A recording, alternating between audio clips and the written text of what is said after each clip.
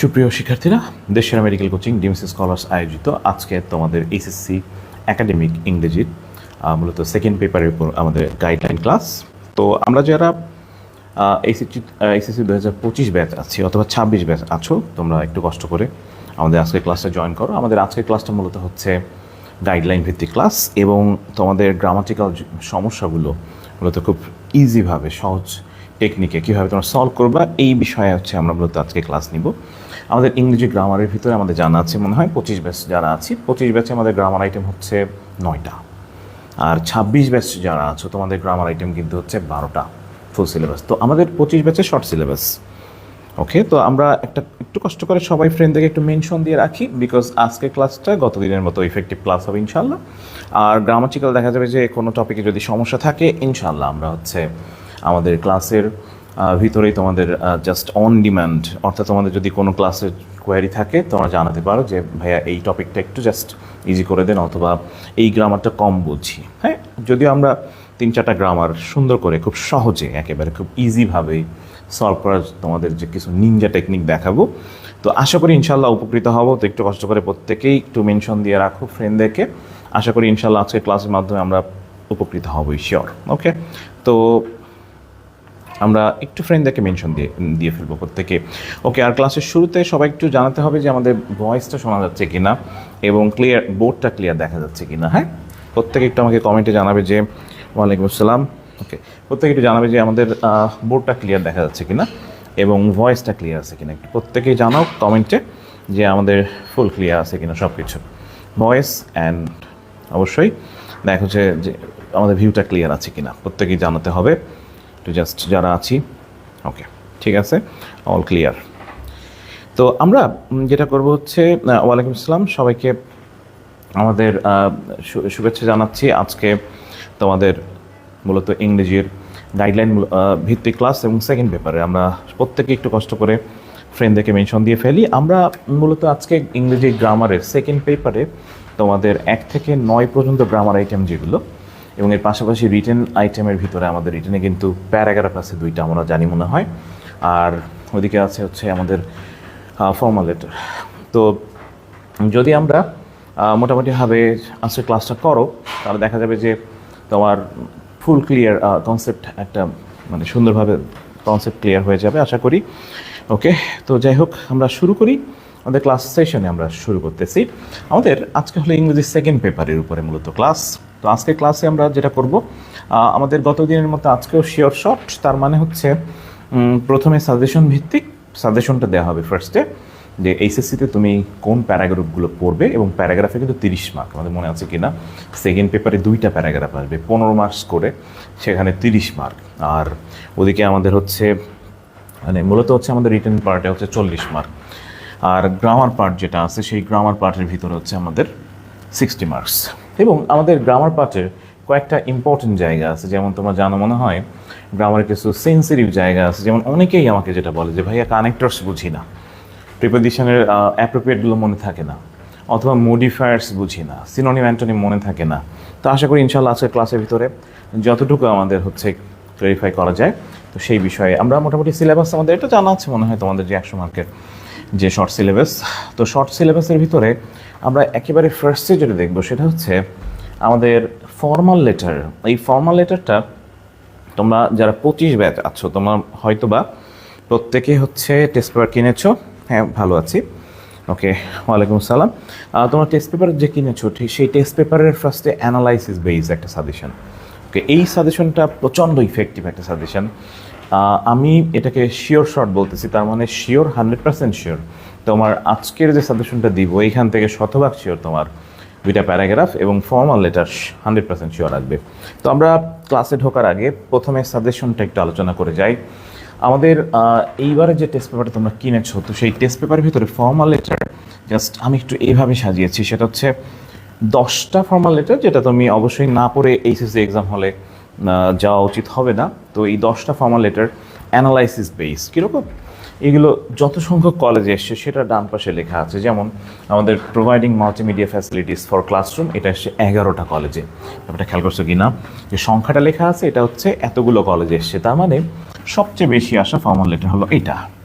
তার মানে তুমি বুঝতেছো তুমি পড়বা কি পড়বা না। Then permission to organise a science অথবা দেখতে পারে বুক ফেয়ার অথবা জব ফেয়ার, এটা এসে হচ্ছে আমাদের 7টা কলেজে, তার মানে ইম্পর্টেন্ট। ইংলিশ ল্যাঙ্গুয়েজ ক্লাব, এটা এসে 7টা কলেজে, এটাও খুবই গুরুত্বপূর্ণ। আর relief camp for flood affected people, এটাও গুরুত্বপূর্ণ, 6টা কলেজে এসছে। স্টেজিং ড্রামা, যেটা আমরা ছোটোবেলা থেকে পড়ে আসছি, 5টা কলেজে এসছে। আমাদের এসছে ডিবেটিং ক্লাব, সারা জীবন পড়ে আসছো, 5টা কলেজে এসছে। এবং সাউন্ড সিস্টেম, যেটা আরও ইমপ্রুভ করার ব্যাপারটা, এটা এসছে 5টা কলেজে। আমাদের ইনক্রিজিং লাইব্রেরি ফ্যাসিলিটিস, এটাও এসছে 5টা কলেজে। এবং সেই ছোট্টবেলা sit in the college hostel, যেটা স্কুল হোস্টেল পড়তে, সেটা এখন কলেজ হোস্টেল। আর এর পাশাপাশি permission to go on a study tour, এই 10টাই আমাদের একেবারে টোটাল টেস্ট পেপার বিশ্লেষণ করলে দেখা যাচ্ছে যে এই 10টাই সবচেয়ে বেশি এসছে। তো আমাদের কাজ হচ্ছে এই 10টা আমাদের ফর্মাল, এটা অবশ্যই পড়ে তারপরে পরীক্ষা হলে যাওয়া ফার্স্ট অফ অল।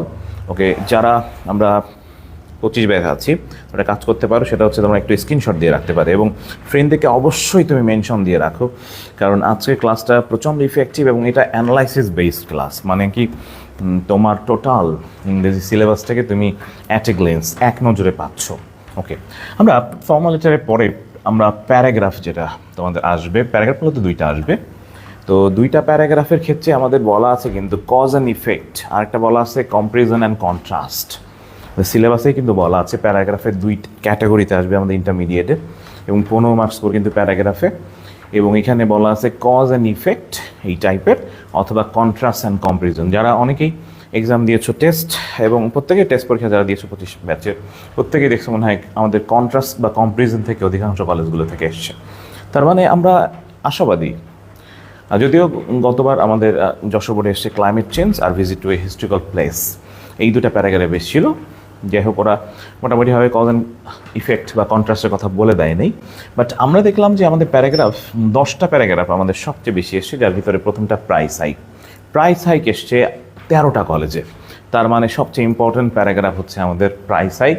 এরপরে ক্লাইমেট চেঞ্জ, এইটা আমরা একটু যশোর বোর্ডে যারা আছি আমরা এটা বাদ দিতে পারি, কারণ আমাদের গত বছর এসে গেছে। আমাদের গত বছর যেটা এসে যাবে সেটা আমাদের মোটামুটিভাবে আসে না যশোর বোর্ডে। এটা যদিও আমাদের অন্যান্য বোর্ডের জন্য ইম্পর্টেন্ট, 13 বার আসছে কলেজে। ইম্পর্টেন্স অফ মোরাল ভ্যালুস, সবচেয়ে ইম্পর্টেন্ট প্যারাগ্রাফগুলোর ভিতরে এটা একটা, যেটা 12টা কলেজে এসছে। এছাড়া urban life and rural life, এটা তোমরা অনেকেই যারা সিটি কলেজ বা বিভিন্ন কলেজে এক্সাম দিয়েছো, এই প্যারাগ্রাফটার সাথে সবার দেখা হয়েছে ইয়ার ফাইনাল, হাফ ইয়ারলি এবং ইভেন প্রিটেস্ট বা টেস্টে, খুবই গুরুত্বপূর্ণ paragraph. The qualities and duties of idol student, এটাও অনেক কলেজে বা প্রিটেস্ট বা টেস্টে এসেছিল। Traditional education versus online education, এইটাও কিন্তু অনেক জায়গাতে এসছে, প্রচণ্ড গুরুত্বপূর্ণ। এবং এগুলোর পাশে সংখ্যা লেখা আছে, এই সংখ্যাটা মানে এটা এতগুলো কলেজে এবারের টেস্টে এসছে, তার মানে তুমি দেখেই বুঝতেছো স্যারদের পছন্দের তালিকাটা হচ্ছে এটা। তার মানে শিওর এই জায়গা থেকে এই কোয়েশ্চেন হওয়ার সম্ভাবনা বেশি। এছাড়া আমরা হচ্ছে জুলাই, যেটা আমাদের মুভমেন্ট ছিল, সেইটা একটু কষ্ট করে এই প্যারাগ্রাফটা দেখে যাব, কারণ আমার কাছে মনে হচ্ছে এটা সবচেয়ে ইম্পর্টেন্ট প্যারাগ্রাফ কিন্তু জুলাই মুভমেন্ট যেটা। এছাড়া হচ্ছে আমাদের the importance of female education, গুরুত্বপূর্ণ, এটা আগের ফুল সিলেবাসে প্রচুর আসছে এই প্যারাগ্রাফটা। রোড অ্যাক্সিডেন্ট, এটাও 7টা কলেজে এসছে, এবং ফুড অ্যালার্ট্রেশন, এবং এটাও কিন্তু অনেকবার এসছে। তো আমরা একটা কাজ করব, সেটা হচ্ছে প্রত্যেকেই একটু স্ক্রিনশট দিয়ে রাখি। ওকে, আর এটার পিডিএফ আমরা গ্রুপে দিব, তারপর তুমি যদি ইনস্ট্যান্ট স্ক্রিনশট দিয়ে রাখো তাহলে ব্যাপারটা আরও ভালো হয়, দেখা যাবে যে তোমার একবারেই তোমার ফোনেই থাকতেছে। তো এই ব্যাপারটা একটু সবাই মাথায় রেখে আমরা এই 10টা প্যারাগ্রাফ না পড়ে এইচএসসি এক্সাম হলে যাব না। ওকে, তো এটা সবার প্রতি আর্নেস্টলি রিকোয়েস্ট থাকবে।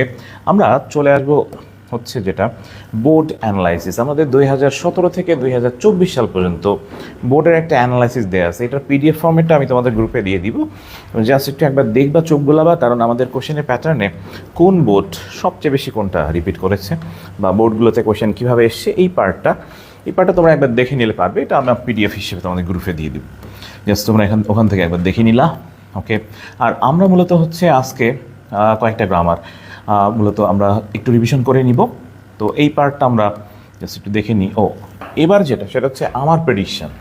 তার মানে হচ্ছে আমার কাছে মনে হচ্ছে যে অ্যানালাইসিস একটু আগে দেখালাম তার চাইতে একটু এনরিচ করে প্যারাগ্রাফ পড়ে যাওয়া উচিত আমাদের এইচএসসির এক্সাম হলে, কারণ সমসাময়িক অনেকগুলো ঘটনা ঘটে গেছে, জুলাই বিপ্লব ঘটে গেছে আমাদের। এছাড়া আমাদের দেখা যাচ্ছে যে বিশেষ করে আমাদের কন্ট্রাস্ট অ্যান্ড কম্পারিজনের উপরে কিন্তু এবারে টেস্টে বা অধিকাংশ কলেজগুলোতে কোয়েশ্চেন এসেছিল কিন্তু, তো সেইগুলোকে আগে রাখা হয়েছে।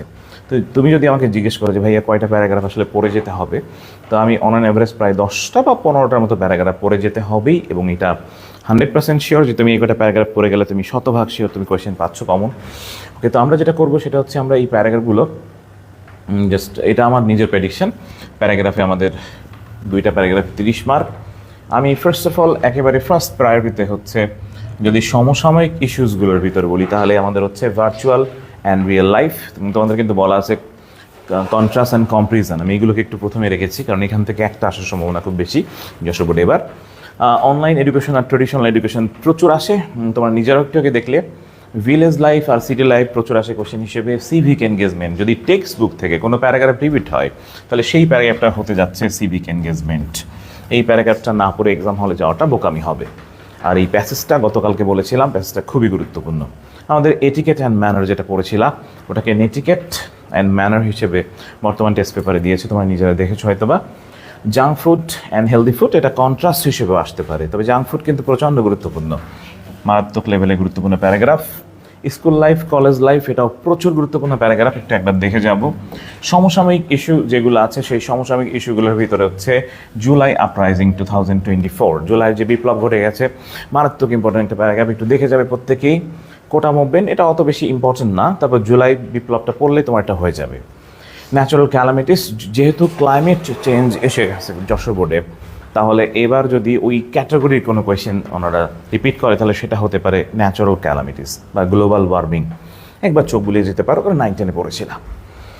আমাদের সাইবার বুলিং বা সাইবার ক্রাইম, তাদের প্যাসেজ আছে, গতকালকে বলেছিলাম যে সে নো টু বুলিং যে প্যাসেজটা, সেখান থেকে সাইবার বুলিং বা সাইবার ক্রাইম এটা কয়েকটা কলেজে দেখলাম এসছে।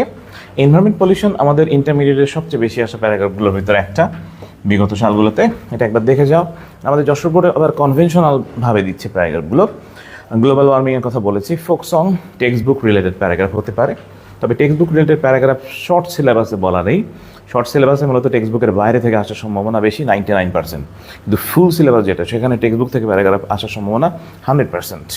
ডেঙ্গু ফিভার সমসাময়িক ইস্যুগুলোর ভিতরে একটা ছিল, এবং ইকোট্যুরিজম প্যাসেজ কিন্তু গত বছর এসে গেছে ইন্টারমিডিয়েটে যশোর বোর্ডে।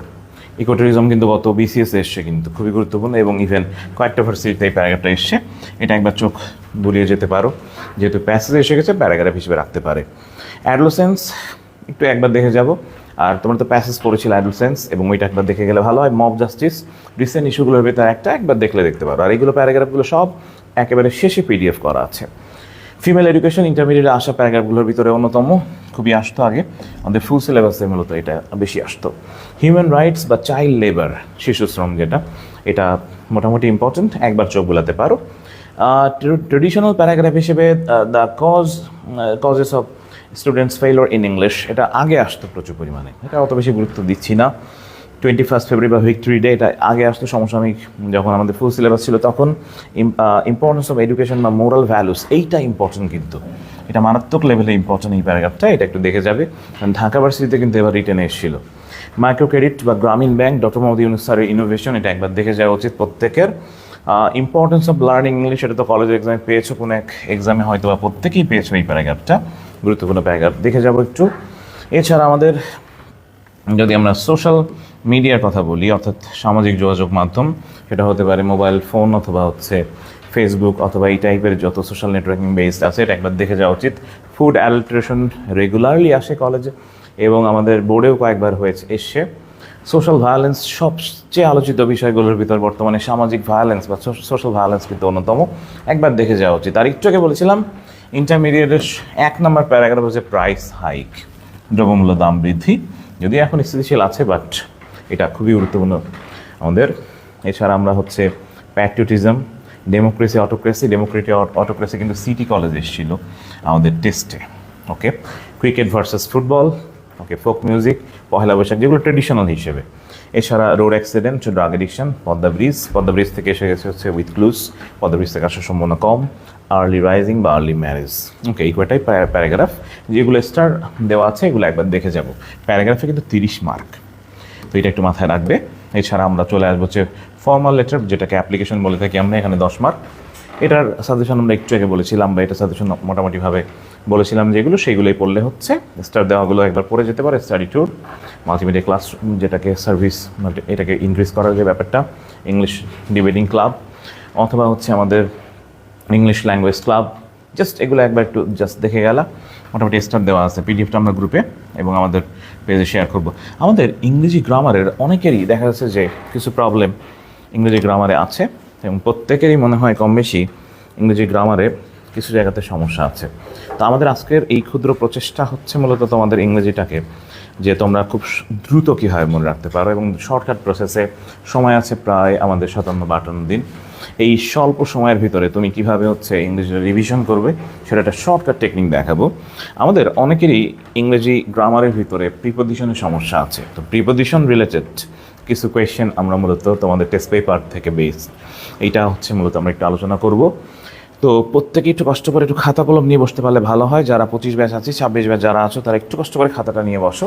আমাদের মূলত প্রিপোজিশনের কিছু শর্টকাট টেকনিক্স একটু দেখিয়ে যাচ্ছি, যেটা তোমার বোর্ড কোয়েশ্চেন সলভ করতে 100% হচ্ছে কাজে দিবে। ওকে, শতভাগ হচ্ছে আমার ইন্টারমিডিয়েটে বোর্ড কোয়েশ্চেনগুলো 100% সাপোর্ট দিবে হচ্ছে আমাদের আজকের এই ট্রিক্স। এবং প্রিপোজিশনের ক্ষেত্রে আমরা প্রত্যেকেই মনে হয় জানি, তোমাদের বোর্ড কোয়েশ্চেনে প্রিপোজিশন যেগুলো আসে সেটা জাস্ট আমরা যে প্রিপোজিশনের যে একটা ডায়াগ্রাম মূলত আমরা পড়িয়ে থাকি, এই ডায়াগ্রামটা যদি তুমি মনোযোগীভাবে দেখো, বোর্ড কোয়েশ্চেনের প্রায় 2 মার্ক আমাদের এই ডায়াগ্রাম রিলেটেড কোয়েশ্চেন আসে। ওকে, আমরা যদি এভাবে মনে করি যে এই গোল্লা যে সাইনটা এঁকেছিলাম, এইটা যদি মনে করো তোমার ঘরের রুম। ওকে, এইবার মনে করো যে তুমি তোমার রুমের ভিতরে বসে আছো, এখন তোমার রুমে বাইরে থেকে ভিতরে কেউ একজন প্রবেশ করতেছে। ওকে, যদি বাইরে থেকে ভিতরে কেউ একজন আসে, সেটাকে আমরা নর্মালি ইনটু বলে থাকি। ওকে, বাইরে থেকে ভিতরে হলে সেটা ইনটু। ওকে, এবার তোমার ভেতর থেকে যদি বাইরে হয় সেটা হচ্ছে আউট। একটু কষ্ট করে যারা আমরা উপস্থিত আছি প্রত্যেকে একটু খাতা নিয়ে বসে পড়লে ভালো হয়। ওকে, যদি আমাদের ভেতর থেকে বাইরে হয় তাহলে সেটা হচ্ছে আউট। ওকে, আমাদের প্রিপোজিশন হিসেবে প্রায় কনফিউজ করে ফেলে অন, অ্যাবোভ নাকি ওভার। একটু জাস্ট মনোযোগীভাবে প্রত্যেকেই শোনো। সেটা হচ্ছে অন হচ্ছে যদি স্পর্শ করে কোনো কিছু উপরে থাকে তাহলে সেটা হচ্ছে অন। তোমার খাতাটা টেবিলের উপরে, দিস ইজ অন। স্পর্শ করে কোনো সারফেসের সাথে যদি থাকে সেটাকে অন বলা হয়ে থাকে। আজকের এইটুকু, এই নোটটুকু একটু দ্রুত ক্লাস নিব। মেইনলি হচ্ছে সংজ্ঞা বা এই রিলেটেড ব্যাপারগুলোর চাইতে কোয়েশ্চেন অ্যানালাইসিস বেস ক্লাস কিন্তু আজকে। তো এই জায়গাটায় আমরা যে ব্যাপারগুলো বলবো একটু কষ্ট করে তুমি যদি লিখে নিতে পারো, তোমার বোর্ড কোয়েশ্চেন 100% বা তুমি তোমার টেস্ট পেপার সলভ করতে ফুললি সাপোর্ট দিবে। ওকে, তো আমাদের প্রিপোজিশনের সমস্যা মনে হয় অনেকেরই আছে। প্রিপোজিশন নিয়ে কনফিউশন আছে প্রত্যেকেরই কম বেশি। তো এই কনফিউশনের জায়গাটা আমরা 100% দূর করে নিব আমাদের আজকের ক্লাস থেকে। এছাড়া মডিফায়ার্স অথবা কানেক্টর্স, তোমার যে প্রবলেমগুলো শেয়ার করো প্রচুর, ভাইয়া মডিফায়ার্স কম পারি অথবা কানেক্টর্স বুঝি না, কানেক্টর্স কোয়েশ্চেন সলভ করতে ঝামেলা হয়, এই ব্যাপারটা আজকে মূলত আমাদের ক্লাসের মূল আলোচ্য বিষয়, বা প্রতিটা গ্রামারই একটু করে আলোচনা করে দিয়ে যাব, এবং মূলত শর্টকাট টেকনিক্সগুলো। ওকে, এবার যদি বলা হয় এভাবে যে অ্যাবোভ নাকি ওভার, অ্যাবোভ বা ওভারের ক্ষেত্রে অনেকেরই কনফিউজড হয়ে যাওয়া লাগে যে যদি কখনো হয় স্থিরভাবে কোনো কিছু উপরে আছে তাহলে সেটা হচ্ছে অ্যাবাভ, আর যদি গতিশীলভাবে কোনো কিছু থাকে সেটাকে বলা হচ্ছে ওভার। অর্থাৎ যদি বলা হয় যে মাথার উপরে ছাদ, এটা কিন্তু অ্যাবাভ। তোমার মাথার উপর থেকে প্লেন একটা উড়ে গেছে, ওইটা কিন্তু ওভার। ওকে, তার মানে ব্যাপারটা এইভাবে মনে রাখতে পারে, গতিশীলভাবে যদি বস্তুর স্মরণ হয়, আমরা এখানে ফিজিক্স অ্যাপ্লাই করতে পারি, গতিশীলভাবে যদি বস্তুর স্মরণ হয় সেটা হচ্ছে ওভার। গতিশীলভাবে যদি স্মরণ হয় সেটা ওভার। আমরা একটু কমেন্টে একটু লিখে ফেলি, প্রত্যেকেই লিখে ফেলো যে গতিশীলভাবে যদি বস্তুর স্মরণ হয় সেটা হচ্ছে ওভার, আর যদি আমাদের নর্মালি স্থিরভাবে কোনো কিছু উপরে থাকে সেটা হচ্ছে অ্যাবোভ। স্পর্শ করে যদি হয় তাহলে সেটা কিন্তু অন। একবার একটু লিখে ফেলো, মুখস্থ হয়ে যাবে। প্রত্যেকের কমেন্টে একটু চাচ্ছি যে যারা আমরা উপস্থিত আছি প্রত্যেকে একটু কমেন্ট করে ফেলি। ওকে, এবং এই কনসেপ্টটা তোমাকে ব্যাপক কাজে দিবে তোমার যে বোর্ড কোয়েশ্চেন অথবা ক্যারেট কলেজ বা কলেজগুলো সলভ করার ক্ষেত্রে প্রচণ্ড পরিমাণে সাপোর্ট দিবে। তাহলে স্পর্শ করে যদি উপরে হয় সেটা হচ্ছে অন, স্থিরভাবে যদি উপরে হয় সেটা অ্যাবোভ, গতিশীলভাবে যদি হয় এবং গতিশীলভাবে বস্তুর যদি স্মরণ হয় তাহলে সেটা হচ্ছে ওভার। বাইরে থেকে ভিতরে হলে ইনটু, ভেতর থেকে বাইরে হলে আউট বা আউট অফ।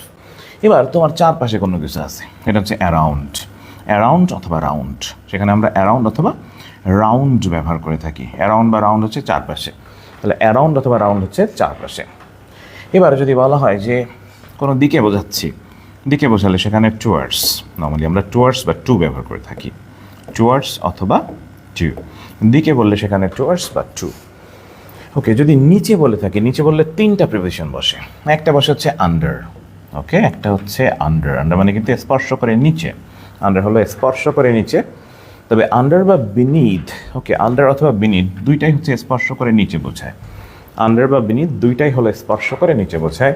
স্পর্শ নাই সেটা হচ্ছে বিলো, স্পর্শ যদি না থাকে সেটা হলো বিলো। আন্ডার বা বিনিথ দুইটাই কিন্তু স্পর্শ করে, যদি অর্থাৎ তুমি গাছের নিচে ছায়ার নিচে বসে আছো তাহলে আন্ডার দ্য ট্রি। আর দেখা গেল যে টেবিলের নিচে একটা বেড়াল আছে তাহলে সেটা হচ্ছে বিলো দ্য টেবিল। ওকে, তাহলে আন্ডার, বিনিথ বা বিলো। আমরা এবার যেটা করব সেটা হচ্ছে, আমরা সবাই জানি আমরা খুলনায় থাকি, সেটা হবে হচ্ছে ইন খুলনা। তারও ভিতরে ছোট্ট একটা জায়গা, সেটা হচ্ছে অ্যাট। তার মানে বড় বা ছোটো ব্যাপারটা ইন বা অ্যাট দিয়ে বোঝানো হয়। এগুলোর কনসেপ্ট আরেকটু ক্লিয়ার করবো একটু পরে আর একটা পার্ট দিয়ে। ওকে, তাহলে আমরা মোটামুটিভাবে কিছু প্রিপোজিশন শিখে ফেললাম। এবার কোনো কিছুর মধ্য দিয়ে যদি হয় সেটা হচ্ছে থ্রু, কোনো কিছুর মধ্য দিয়ে যদি হয় সেটা হচ্ছে থ্রু। তবে থ্রু হচ্ছে কোনো সারফেসের মধ্য দিয়ে, সেটা হতে পারে রুম হতে পারে, অথবা আমাদের জানালা বা দরজা হতে পারে, হতে পারে কোনো মাছের মধ্য দিয়ে, হতে পারে কোনো জঙ্গলের মধ্য দিয়ে, সেটা হচ্ছে থ্রু। কোনো সারফেসের মধ্য দিলে সেটা হয় থ্রু। কিন্তু তুমি করছো কি, রাস্তা দিয়ে যাচ্ছ, তখন সেটা কিন্তু অ্যালং। রাস্তার ধার দিয়ে কিনারা দিয়ে তাহলে সেটা কিন্তু অ্যালং। আর তুমি যদি আড়াআড়িভাবে কোনো জায়গা থেকে এক জায়গায় যাও তাহলে সেটা হচ্ছে অ্যাক্রস। এই জন্য নদীর ক্ষেত্রে আমরা অ্যাক্রস ব্যবহার করে থাকি, রাস্তার ধার কিনারা এটা হচ্ছে অ্যালং। ওকে, তাহলে অ্যালং হচ্ছে রাস্তার ধার দিয়ে, কিনারা দিয়ে, পাশ দিয়ে। অ্যাক্রস হচ্ছে আড়াআড়িভাবে অর্থাৎ নদীর ক্ষেত্রে ব্যবহৃত হয়। আর থ্রু হচ্ছে through the field, through the jungle, okay, অথবা through the surface, through the room, just সেখানে থ্রু বসে।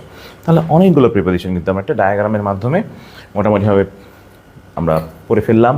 আমরা এবার যে পার্টে চলে আসবো সেটা হচ্ছে আমাদের 24 ঘন্টাকে ভাগ করা হয় কয় ভাগে। ওকে, প্রত্যেকে একটু কষ্ট করে এটা কমেন্ট হিসেবে আমাকে জানাবে। আমরা এটা এবার চেক করব। রাইট, প্রত্যেকে একটু কষ্ট করে আমরা আমাদের কমেন্ট সেকশনে একটু পার্টিসিপেট করবা, তাহলে দেখা যাবে কি পুরোপুরি তোমার কনসেপ্টটা ক্লিয়ার হয়ে যাবে। ওকে, আমাদের 24 ঘন্টাকে ভাগ করা হয় কয় ভাগে, এই ব্যাপারটা একটু মেমোরাইজ করার ট্রাই করি, কারণ এখানে যে কয়টা ভাগ প্রত্যেকটাই ইন্টারমিডিয়েটে বোর্ড কোয়েশ্চেন, এবং এই ভাগগুলো থেকে অ্যাডমিশন টেস্টেও কোয়েশ্চেন এসছে। ওকে, প্রত্যেকে আমাকে একটু জানাতে হবে যে 24 ঘন্টাকে ভাগ করা হয় কয় ভাগে, একটু জানাবে প্রত্যেকে কমেন্ট সেকশনে। আমি কমেন্ট পড়তেছি যে 24 ঘন্টাকে ভাগ করা হয়, যে 24 আওয়ার্স, এটাকে ভাগ করা হয় কয় ভাগে, আমাকে কমেন্ট সেকশনে জানাতে হবে। প্রত্যেকের চেষ্টা করো যে 24 ঘন্টাকে ভাগ করা হয় কয় ভাগে। এখানে একটা ম্যাজিক্যাল রুল আমরা একটু পরে পড়বো, একটা শর্টকাট একটা নিনজা টেকনিক শিখবো এখান থেকে। এখানে যে কয়টা ভাগ আছে এই ভাগ কয়টা থেকে বোর্ড কোয়েশ্চেন এসছে, অলমোস্ট অনেকগুলো বা প্রায় সবগুলোই হচ্ছে তোমাদের বোর্ড কোয়েশ্চেন। দেখি কে পারি। 24 ঘন্টাকে ভাগ করা হয় কয় ভাগে, আমরা যে 24 ঘন্টায় যে সকাল, দুপুর, রাত, বিকাল এভাবে বলে থাকি, তো এইটাকে ভাগ করা হয় কয় ভাগে, এই ব্যাপারটা আমরা একটু কমেন্ট সেকশনে জানাবো প্রত্যেকে, একটু দেখি তো। ওকে, এরা লিখছে হচ্ছে 8 ভাগে, বাকিরা লিখতে থাকো। ওকে, আমাদের 24 ঘন্টাকে ভাগ করা হয় কবে কবে। ওকে, জিত লিখছে হচ্ছে 8 ভাগে। ওকে, তো আমাদের 24 ঘন্টাকে ভাগ করা হয় মূলত হচ্ছে, আমরা জানি কি না সবাই যে 24 ঘন্টাকে ভাগ করা হয় হচ্ছে মোট 8 ভাগে। কয় ভাগে? 8 ভাগে। যে আমাদের 24 ঘন্টা এই যে ভাগ আছে, ভাগগুলো সব 8 ভাগে। ওকে, ভেরি গুড, প্রত্যেকে কমেন্ট করতেছি। ব্যাপারটা এরকম, যদি 24 ঘন্টাকে ভাগ করি আমরা, তাহলে প্রথমে আসে একেবারে ফার্স্ট পার্ট আসে হচ্ছে ডন, DAWN, ডন। এরপরে আসে হচ্ছে মর্নিং, একটু কষ্ট করে লিখে ফেলো। তারপরে আসে হচ্ছে নুন, তারপরে আফটারনুন, তারপরে dusk, evening, night, late night. Okay, তাহলে ফার্স্ট ওয়ান, প্রথমটা হচ্ছে dawn, morning, noon, afternoon, dusk, evening, night, midnight না কিন্তু লেট নাইট, মিড হচ্ছে শুধু 12টা। ওকে, এটা একটু কমা দিয়ে কমেন্ট সেকশনে লিখবো, dawn, morning, noon, afternoon, dusk, evening, night, late night. আরেকবার, dawn, morning, noon, afternoon, dusk, evening, night এবং লেট নাইট। এই ওয়ার্ড যেগুলো আমরা পেলাম, এই ওয়ার্ডগুলোর আগে আমরা একটা নিনজা টেকনিকে শিখবো সবগুলো প্রিপোজিশন, এবং একটা নিনজা টেকনিকে শিখবো যে এই ওয়ার্ডগুলোর ক্ষেত্রে আর্টিকেলস কি বসে। কারণ তোমাদের রিটেন পার্টে এই ওয়ার্ডগুলো প্রচুর ব্যবহার করা লাগে, প্যারাগ্রাফ থেকে শুরু করে আমাদের যে টপিকগুলো আছে স্টোরির ভিতরে বা বিভিন্ন জায়গাগুলোতে। ওকে, একটু কষ্ট করে, হ্যাঁ 13 24, এইবার যেটা করবা সেবার একটু কনসেন্ট্রেশন সহকারে প্রত্যেকে একটু খেয়াল করো, সেটা হচ্ছে একেবারে ফার্স্ট যেটা আমরা ফার্স্টে প্রথমে প্রত্যেকটার ক্ষেত্রে প্রিপোজিশন কি বসে এবং প্রত্যেকটা ক্ষেত্রে আর্টিকেল কি বসে খেয়াল করো। প্রথমটা হচ্ছে ডন। ডনের ক্ষেত্রে প্রিপোজিশন বসে হচ্ছে অ্যাট, তার মানে অ্যাট ডন। ডনের ক্ষেত্রে কি বলছি? অ্যাট। ওকে, ডন কিন্তু একেবারে ভোরবেলা, গোধূলি, মানে ডন তো হচ্ছে একেবারে ভোরবেলা। এরপরে মর্নিংয়ের ক্ষেত্রে বসে হচ্ছে ইন, পরেরটায় বসে কিন্তু ইন, তাহলে প্রথমটা অ্যাট পরেরটা ইন, প্রথমটা অ্যাট পরেরটা ইন। নুনের ক্ষেত্রে বসে অ্যাট। ওকে, আফটারনুনের ক্ষেত্রে বসে হচ্ছে ইন। Okay, at in. ডাস্কের ক্ষেত্রে বসে হচ্ছে অ্যাট। ইভিনিংয়ের ক্ষেত্রে বসে হচ্ছে ইন, আর শেষের দুইটায় বসে হচ্ছে অ্যাট। ওকে, এটাকে তুমি যদি শর্টকাট প্রসেসে এইভাবে মনে না রাখো, তুমি যদি হচ্ছে নর্মালি বড় সময় বা ছোটো সময় দিয়ে মনে রাখতে যাও, তোমার ঘোলাবে শিওর 100%। তাহলে ফার্স্টেরটায় অ্যাট, পরেরটায় ইন, তারপরটায় অ্যাট, তারপরটায় ইন, তারপরটায় অ্যাট, তারপরটায় ইন, আর শেষের দুইটা হচ্ছে অ্যাট। ওকে, প্রত্যেকে একটু কষ্ট করে এই ব্যাপারটা একটু লিখে ফেলি। তাহলে ফার্স্টে ওকে, আমাদের মূলত আজকে হচ্ছে এইচএসসি ইংলিশের উপরে সেকেন্ড পেপারে ইংরেজির উপরে ক্লাস। আমাদের মূলত হচ্ছে আজকে হচ্ছে 25 ব্যাচ যারা এইচএসসি এক্সাম দিব তাদের মূলত ইংরেজির গাইডলাইন মূলক ক্লাস আমাদের মূলত আজকে। আর ওইখানে অন ডিমান্ড কিছু ব্যাপার ছিল, স্টুডেন্টদের কাছ থেকে শোনা হয়েছিল কোন কোন টপিকে সমস্যা আছে, সেই টপিকগুলোকে সিম্পলিফাই করার জন্য আমাদের এই ক্ষুদ্র প্রচেষ্টা। আশা করি ইনশাআল্লাহ উপকৃত হবে সবাই। ওকে, তাহলে ফার্স্ট হচ্ছে অ্যাট, পরেরটা হচ্ছে in, at in, at in, আর শেষের দুইটা হচ্ছে অ্যাট। এই ওয়ার্ডগুলোর ক্ষেত্রে আর্টিকেলও বসে, যেমন যেখানে অ্যাট সেখানে আর্টিকেল বসে না, ক্রস। যেখানে ইন সেখানে বসে হচ্ছে দা বসে, তাহলে ক্রস, তারপরে হচ্ছে দা, তারপরে হচ্ছে ক্রস দা, আর লাস্টে দুইটা হচ্ছে ক্রস ক্রস। ওকে, তার মানে যেখানে অ্যাট সেখানে ক্রস, যেখানে ইন সেখানে বসে দা, ডেফিনিট আর্টিকেল। তার মানে আমাদের এই 8টা টাইম থেকে প্রচুর কোয়েশ্চেন আসে, এবং যারা বোর্ড কোয়েশ্চেন সলভ করো, বোর্ড কোয়েশ্চেন সলভ করার ক্ষেত্রে তোমরা সময়ের এই 8টা ভাগ থেকে কোয়েশ্চেন পেয়েছো। আশা করি ইনশাল্লাহ আজকের পর থেকে আর ঘোলাবে না। ফার্স্টেরটায় অ্যাট, পরেরটায় ইন, তারপরটায় অ্যাট, তারপরটায় ইন, তারপরটায় অ্যাট, তারপরটায় ইন, এভাবে করে 6 বার, আর লাস্টের দুটো হচ্ছে অ্যাট। ওকে, আশা করি মেবি ক্লিয়ার কিনা। ওকে, ক্লিয়ার যদি হয় আমাকে একটু জানাইতে হবে। ওকে, একটু কমেন্টে জানাইতে হবে। ওকে, প্রত্যেকে অ্যাট ইন। ওকে, লাস্টে অ্যাট একটু কমেন্ট করে জানাও। আশা করি ইনশাল্লাহ ক্লিয়ার হয়ে যাবে। 8টা বোর্ড কোয়েশ্চেন আমাদের একবারে ক্লিয়ার হয়ে গেল, এবং এই 8টা কোয়েশ্চেন থেকে অ্যাডমিশনে প্রায় 6টা কোয়েশ্চেন অ্যাডমিশনে এসছে। ওকে, তাহলে মেবি আমাদের ক্লিয়ার আশা করি। আমরা প্রিপোজিশনটাকে যদি একটু শর্টকাট ওয়েতে মুখস্থ করতে চাই, যে তুমি প্রিপোজিশন মনে থাকে না, তাহলে তুমি এই স্টোরিটার মাধ্যমে মনে রাখতে পারো, খুব ইজিলি তুমি মনে রাখতে পারো, তাহলে তোমার প্রিপোজিশন ঘোলাবে না। আমরা আশা করি আমাদের এই স্টোরিটার মাধ্যমে প্রিপোজিশন তুমি আজকে থেকে আর ঘোলাবে না। ওকে, তো প্রত্যেকেই আমাদের এইটার একটা স্ক্রিনশট নিয়ে রাখতে পারো, মেবি আমাদের ভিউ ক্লিয়ার। ওকে, আচ্ছা, ব্যাপারটা এরকম ছিল যে আজ সকালে জাস্ট মনে করো যে একটা মুরগির ডিম কিনে বাসায় যাচ্ছিলাম। কিসের ডিম? যদি কখনো র বা এর বোঝায় সেখানে প্রিপোজিশন বসে অফ। ছোট্ট করে নোট করে নিতে পারো যে র বা এর বললে সেখানে প্রিপোজিশন বসে অফ। র বা এর বললে অফ। দোকান থেকে, থেকে যদি হয় সেটা হচ্ছে ফ্রম। হতে বা থেকে বললে সেটা ফ্রম। বাসার দিকে, দিকে বললে টু। যদি দিক বোঝায় সেখানে প্রিপোজিশন বসে টু। গতিশেষ বোঝালে অন টু, অর্থাৎ তুমি বাসায় এসে থেমে গেছো, ওটা হচ্ছে অন টু। গতিশেষ বোঝালে অন টু। হঠাৎ অনু আপু অরিন আপুর সাথে দেখা, সাথে বোঝালে উইথ। একটু কষ্ট করে একটু জাস্ট পয়েন্টগুলোর সাথে পাশে একটু বাংলা লিখে রাখতে পারো যদি খাতা থাকে। সাথে বোঝালে উইথ। আমি তাদেরকে ডিম সিদ্ধ করে খাওয়াবো। 2 ভাগ করলাম, 1 ভাগ বড়, 1 ভাগ ছোট। একটু আগে পড়েছিলাম বড় জায়গার আগে বসে হচ্ছে ইন, ছোটোর আগে বসে হচ্ছে অ্যাট। তাহলে বড়োর আগে ইন, ছোটোর আগে অ্যাট। দুইজনের মধ্যে অমিল সৃষ্টি হলো, বিরোধ বোঝালে এগেইনস্ট। কখনো বিরোধ বোঝায় সেখানে বসে এগেইনস্ট বসে। ওকে, দুইজনের মাঝে, দুইয়ের মাঝে যদি হয় সেটা বিটুইন। জাস্ট মনে করো তুমি আর তোমার ফ্রেন্ড, দুইজনের যদি মাঝে হয় তাহলে সেটা কিন্তু বিটুইন। ওকে, তাহলে দুইয়ের মাঝে হলে বিটুইন।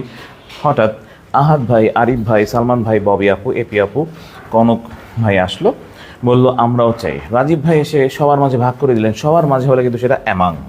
সবার মাঝে যদি হয় সেটা কিন্তু অ্যামাং বসবে। হ্যাঁ, দুইয়ের যদি মাঝে হয় সেটা হচ্ছে বিটুইন, সবার মাঝে হলে অ্যামাং। ব্যাপারটা ছোট্ট করে লিখে রাখতে পারো, এগুলো তোমাদের বোর্ড কোয়েশ্চেনের ভিতরে আসে।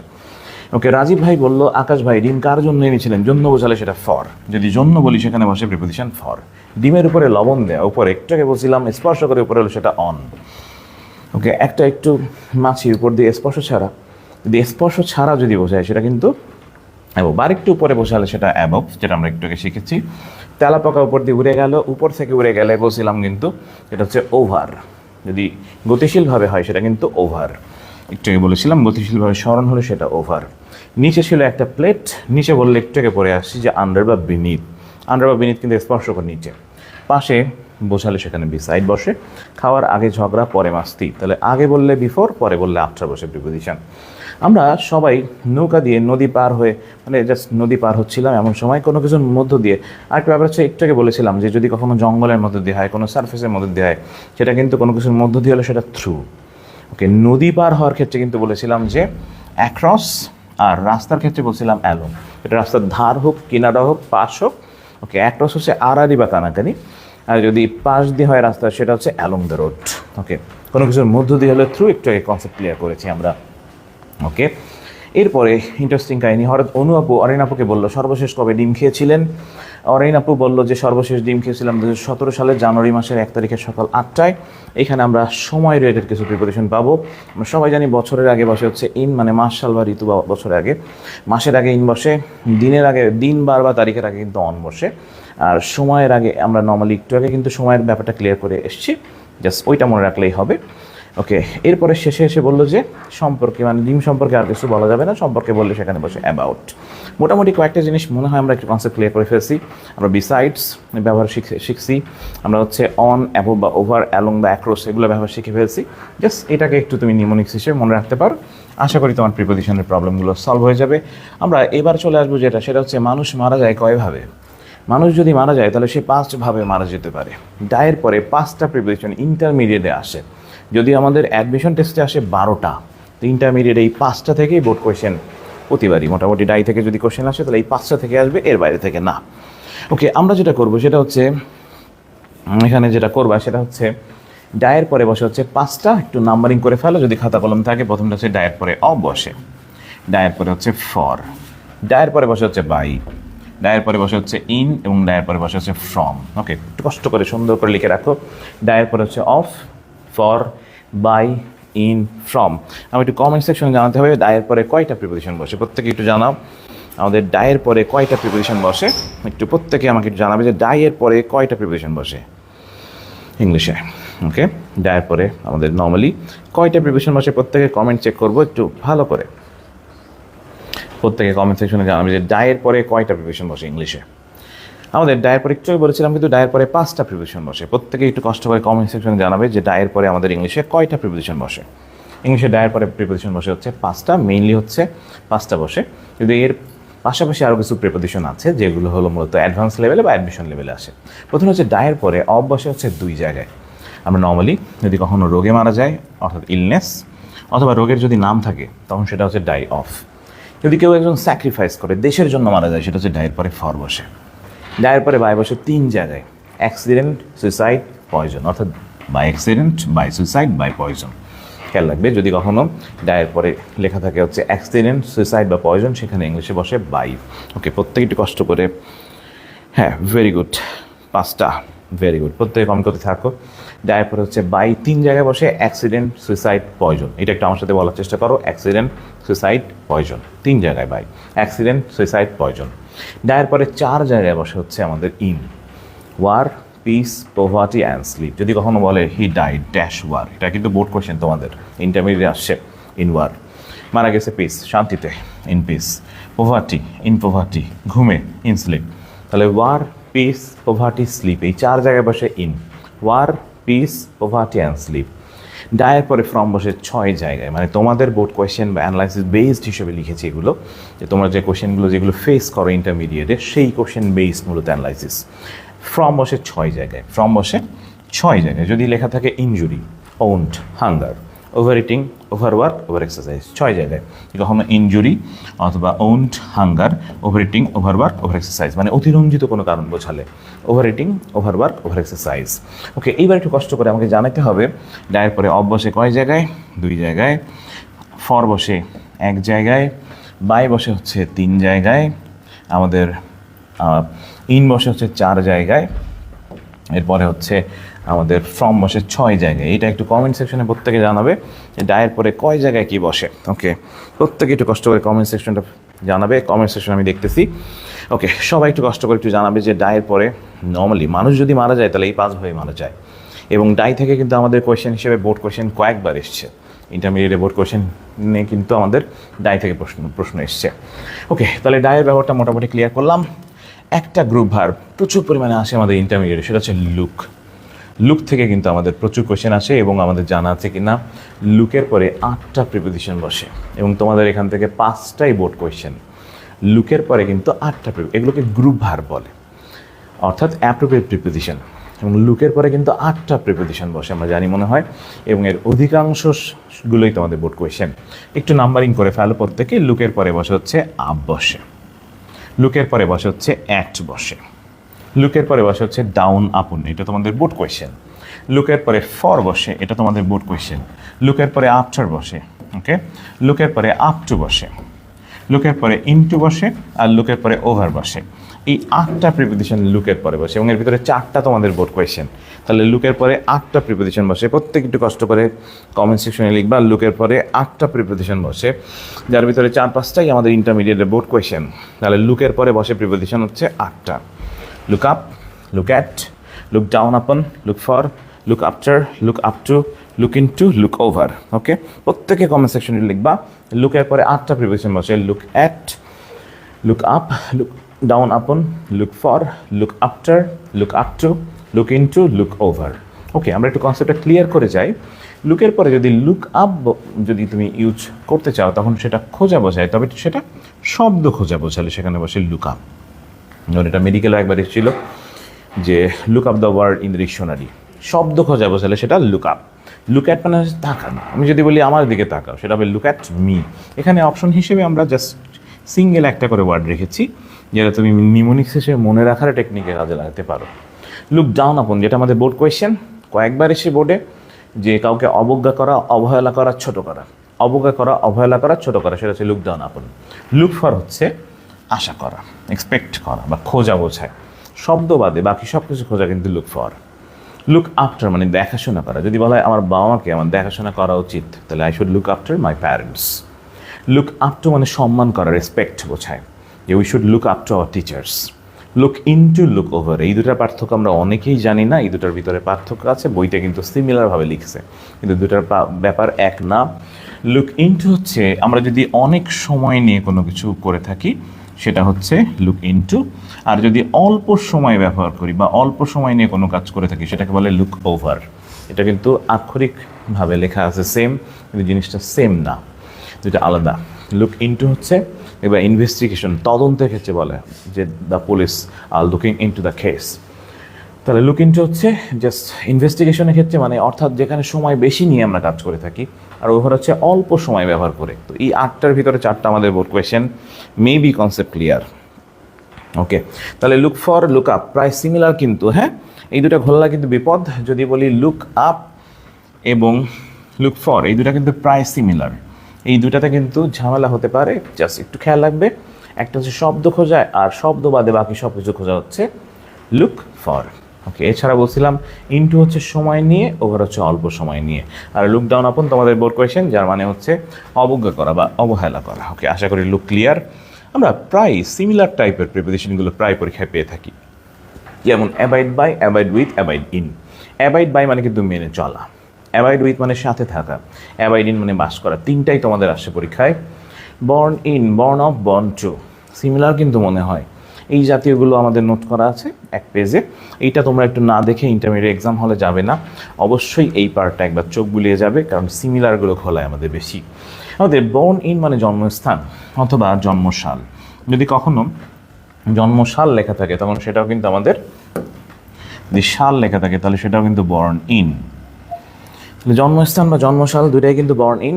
বর্ন অফ বলতে বোঝায় জাত বা জন্ম বোঝায়, অভিজাত পরিবার থেকে জন্ম, সেটা born of. Are born to মানে জন্ম দেওয়া। তাহলে বর্ন ইন মানে জন্মস্থান বা জন্মসাল বোঝালে সেখানে বসে। বর্ন অফ মানে জাত বা অভিজাত পরিবার থেকে, যেটা কামস অফ বলে থাকি। আর বর্ন টু মানে কিন্তু জন্ম দেওয়া। ওকে, আমাদের প্রায় 2টা প্রিপোজিশন একটু বেশি ঘোলায়, যে ব্লাইন্ড অফ নাকি ব্লাইন্ড টু।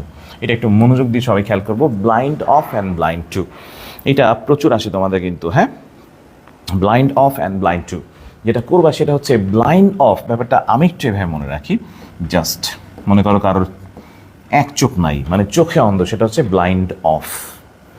এক চোখ নাই, দুই চোখ নাই, সেটা হচ্ছে ব্লাইন্ড অফ। আর ব্লাইন্ড টু বলতে বোঝায় উদাসীন কোনো ব্যাপারটা, অর্থাৎ জাস্ট ওইটাতে আঁকবা চোখ আর এইটাতে ছোট্ট করে তোমাকে এঁকে ফেলবা। দেখবা পড়ার সময় আমরা প্রায় উদাসীন হয়ে যাই, অর্থাৎ ইনডিফারেন্ট টু যেটাকে বলি। তাহলে ব্লাইন্ড অফ হচ্ছে এটার পাশে একটা চোখ এঁকে ফেলো, আর ব্লাইন্ড টুর পাশে তোমাকে এঁকে ফেলো, এবং তুমি মাঝে মাঝে পড়ার টেবিলে দেখা যায় উদাসীন হয়ে যাও, ওইটা হচ্ছে ব্লাইন্ড টু, যেটাকে তোমরা ইনডিফারেন্ট টু বলে থাকি আমরা, বা বোর্ড কোশ্চেনে কিন্তু ইনডিফারেন্ট টু একবার এসেছিল।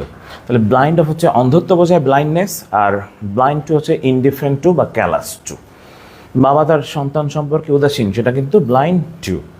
আর এদিকে কোনো একজন ব্যক্তির এক চোখ নাই, দুই চোখ নাই, সেটা হচ্ছে ব্লাইন্ড অফ। আশা করি মেবি দুটো আর ঘোলাবে না কখনো।